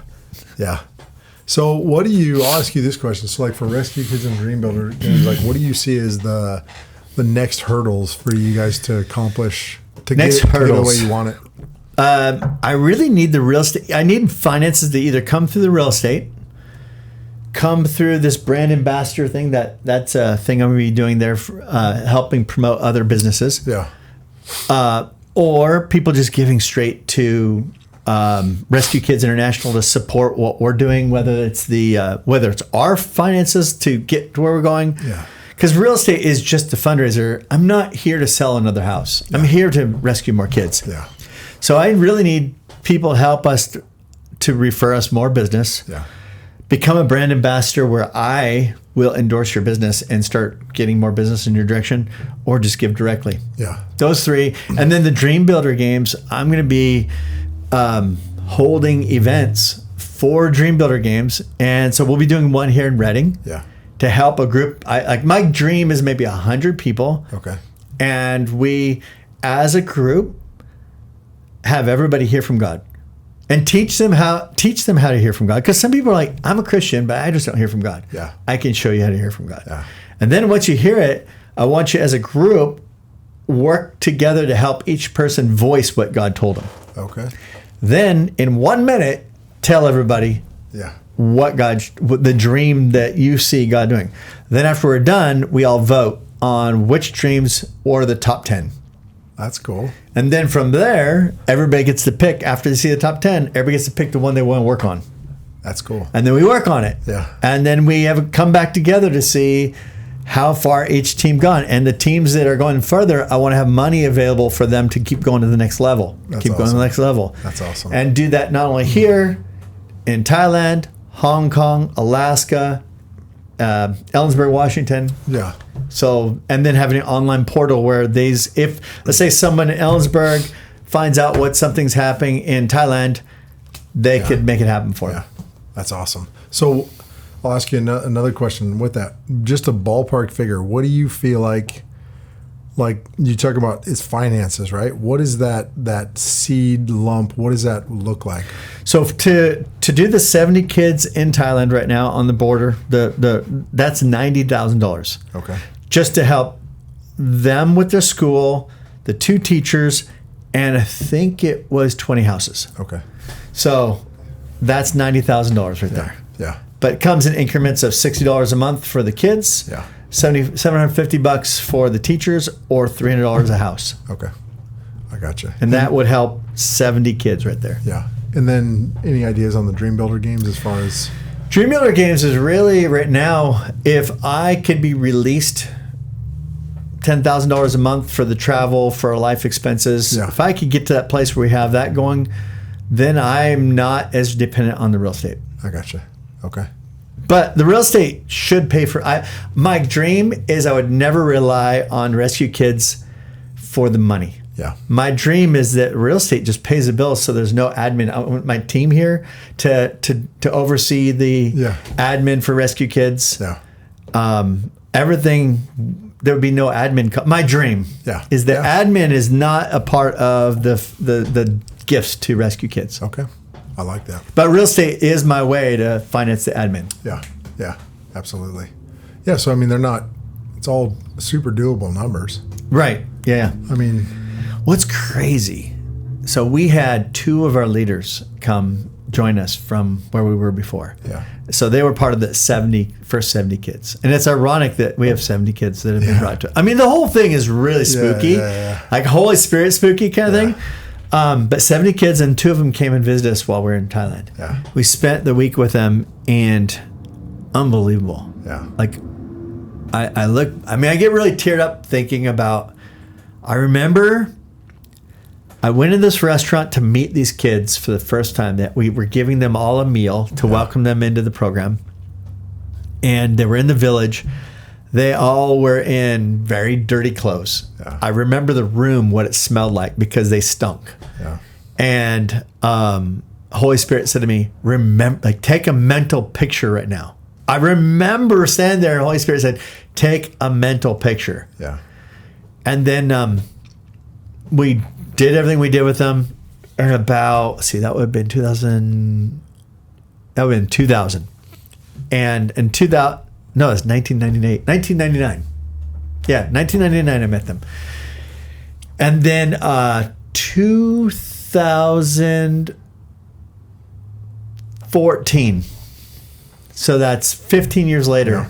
We're at a wedding for one of them and it's this beautiful church, and they're all dressed like movie stars. So cool. And I walked in and just lost it. Sure, I remember that picture because Holy Spirit said, remember this image right now. Yeah. And I walked in and went, unbelievable. This is unbelievable. And then we got to see them and just how they are, they're just doing kind of the same thing of just caring for the people around them, the kids around them. Yeah. And what I love about it, it's all them. Yeah. They are doing it. Yeah. So knowing, when I see these kids now in Thailand, and knowing in a very quick period of time, this will look so different. Yeah. These kids won't be those pictures I sent you. Yeah. They're going. We're going to look at those pictures and go, unbelievable. Yeah. Yeah. But what I love is that with seeing the 15 years later and then now, the fruit from the seed that was planted, and seeing that it's not just in those individuals now. They're taking that and they're saving lives because their life was saved. Right. And that's cool. That's that ripple effect that we've been talking about. That's so beautiful. Because the last time we talked, I had just watched the movie Gladiator, and Maximus, when he was talking to somebody, he said, what we do in life will echo through time, whether we do it well or we don't do it well. And it's like, man, that's just, that type of stuff is cool, because that reverberates forever. Yeah. I mean, that's going to go, it went to them, and then it's going to go to somebody else, and then it's just like, it just keeps going and going. Imagine you take a kid who has no opportunity at all. So their legacy will grow constantly in that dump. Mm-hmm. And then we come in, and we don't do honestly, we don't do a lot. Yeah. We do something, but basically we build these bridges that get them out of that place, and it costs us so little. Yeah. The time, the money, the effort, but just that helping hand. Yeah. seriously, like what you're talking, like we were talking to these leaders, and they were telling us just how like things that they're saying. I went, wow, it's so crazy. Yeah. And there was so many days I wanted to quit. Yeah. I mean, pretty much every day. Yeah. Honestly, when you're dealing with this stuff, man. Every day you want to quit. Yeah. Because it's so outside. It's so outside the normal. I mean, I was, and obviously nothing to the level that you guys do, but I was fortunate enough when I was in high school. I went with a group from my wife's college in Southern California. We went down to Baja, Mexico, and we went to the labor camps. And we went to a labor camp called Los Pulgos, which is the fleas. And these were the dirtiest, nastiest kids I've ever seen in my life. My job, I mean, these people were, pooping in holes. I mean, same type of thing, pooping in holes in the ground. And just poor beyond anything I could have. I mean, I just remember standing there at 17 years old, I couldn't wrap my mind around it. And my whole job was to teach them how to just brush their teeth. That's what I taught the kids. And they just ate the toothpaste is all they wanted to do. But just the gratefulness of these kids. I've got this picture of me on a BMX bicycle.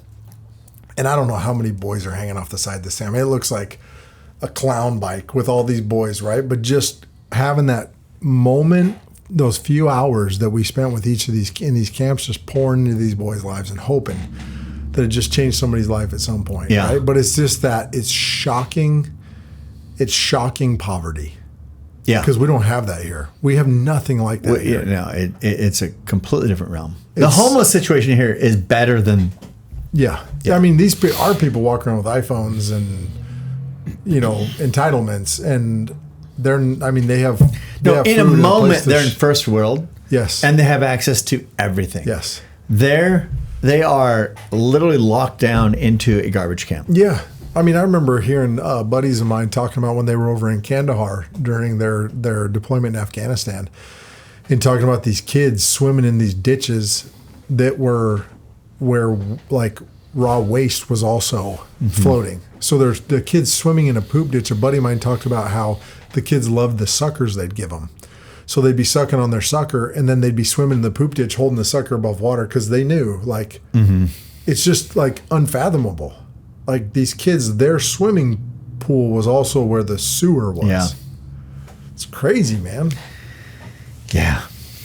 And that, so go back to California, go back to America, all these things. I actually have incredible hope and optimism about all this stuff. Oh, yeah. We've been so blessed. Yeah. We're light years ahead of anywhere else, really. And obviously there's good places to live around the world, but America has something special. Even if it's the worst, we have the advantage of we can be unstoppable. For sure. But the cool thing is right now we've been given this privilege that we can really help people. Yeah. Yeah. And our lives, as much as I feel like you're not doing much in Redding, you're not doing much in America because everything's kind of about the same here. There's doorways now that our life could be so significant. For sure. And that's exciting to me. Yeah. And unstoppable. No, I completely agree. And it's, I can get caught up in, because I love when Jesus said the greater. We can do the greater. And I can get caught up in such the big picture of it. And then, Holy Spirit's so good to bring me back to the little things that I'm doing every day, of like pouring into my own children and being a good husband and being a good friend. And, it's just, we've got our little guy in Africa and just pouring into, Alpha's life, and then wanting to, now that I know about this, being able to partner with you guys and help these kids. And it's like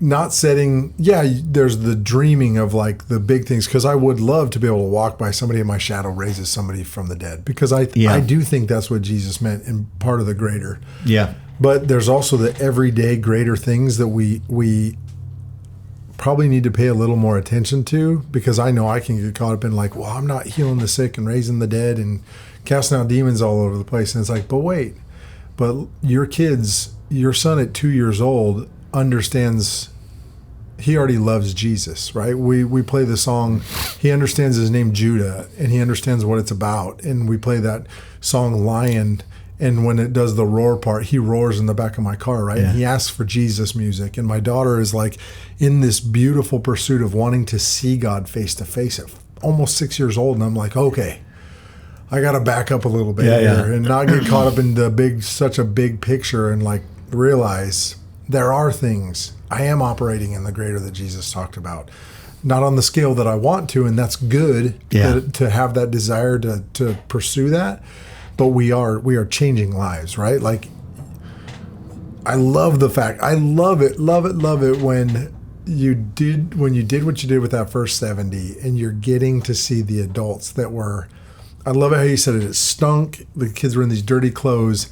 And I'm guessing when you walked in and you saw that wedding, you probably saw the snapshot of where the kids were. And then all of a sudden it's just like, boom. I mean, I'd be folded up like a cheap suit on the floor, like a baby, but it's like, that's the goodness of God. And that's what co-laboring with heaven does. Because what that gave you and Anita and the people around you the ability to do was be Jesus superheroes and to do something that was far beyond human capabilities for kids on the other side of the world.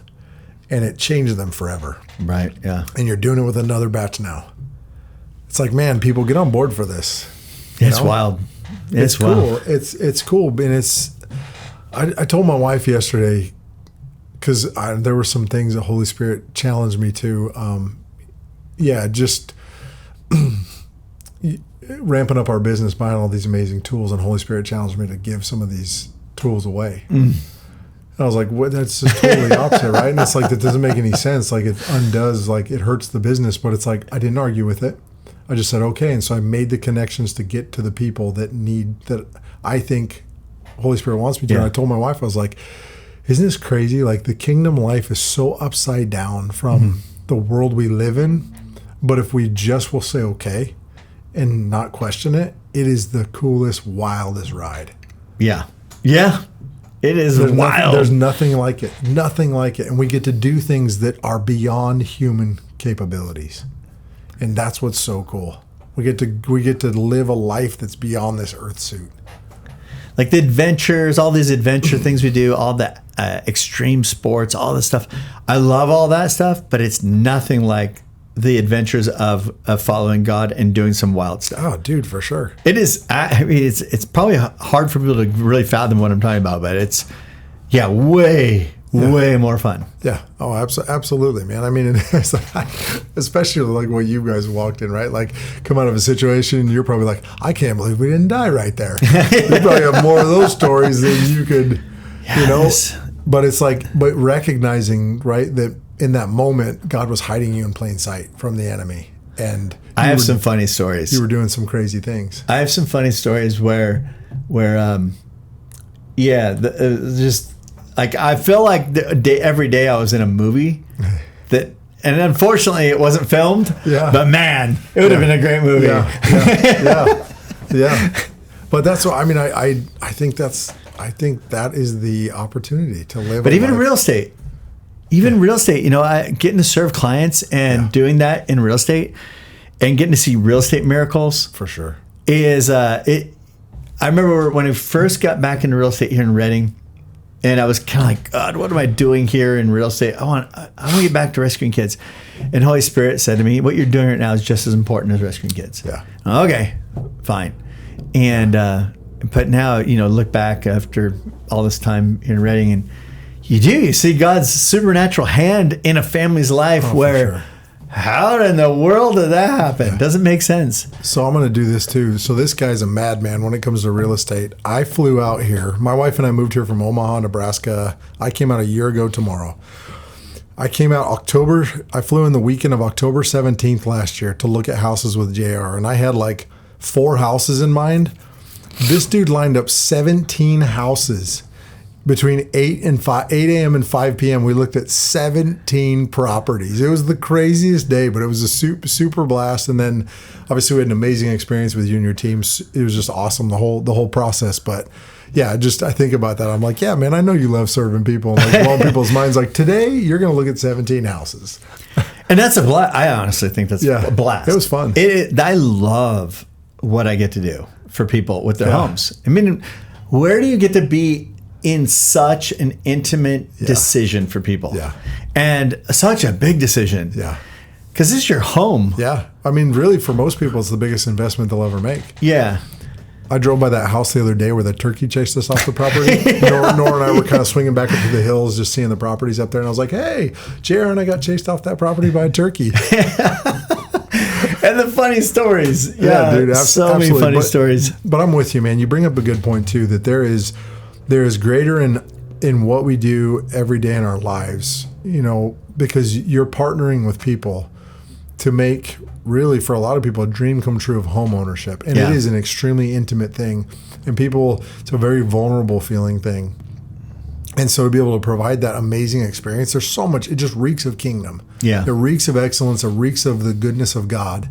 And it's cool because I felt, in our experience at least, right, there was this coupling of the favor on my life, the favor on your life, and we found this amazing property, and then you went to work and got it for this amazing price for us, and it was awesome, man. Like, just so much testimony in it. And that's how, like, with our business that we're starting, my wife and I, it's just that we're going to partner with people to take the dream in their head and put it on paper, and then to build something for them. That what I love about it is, Paul, they used to send out pieces of Paul's clothing, and it would heal people. And I'm like, we're gonna these pieces of furniture, or these cabinets, or whatever, end up in someone's home. It's like there's an invitation that we can soak them in presence, right? And they can create a holy space where it can change lives. Right. It's like building a front door for a home, and it's like, man, if we get that thing just saturated in the presence of God, everybody who walks through the door of that house, deliverance, healing, and people don't even know why. Right. But it's that I'm getting this right now because I just go so big picture, and I just want to save the nations and heal the sick and raise the dead. But it's like, man, the everyday encounters, there are no ordinary moments in our lives. So in those everyday encounters, right, being that light, being that salt, being what Jesus called us to be, and occupying, right? What is really occupying? And we can occupy through the bigger things, but like the occupying happens through things like this, through the daily interactions with our families, through the discipling each other around bonfires, or doing hard things and adventures, or saving kids, whatever it is, right? All of it. It can be occupying, and it can be kingdom, and it can be the greater that Jesus talked about.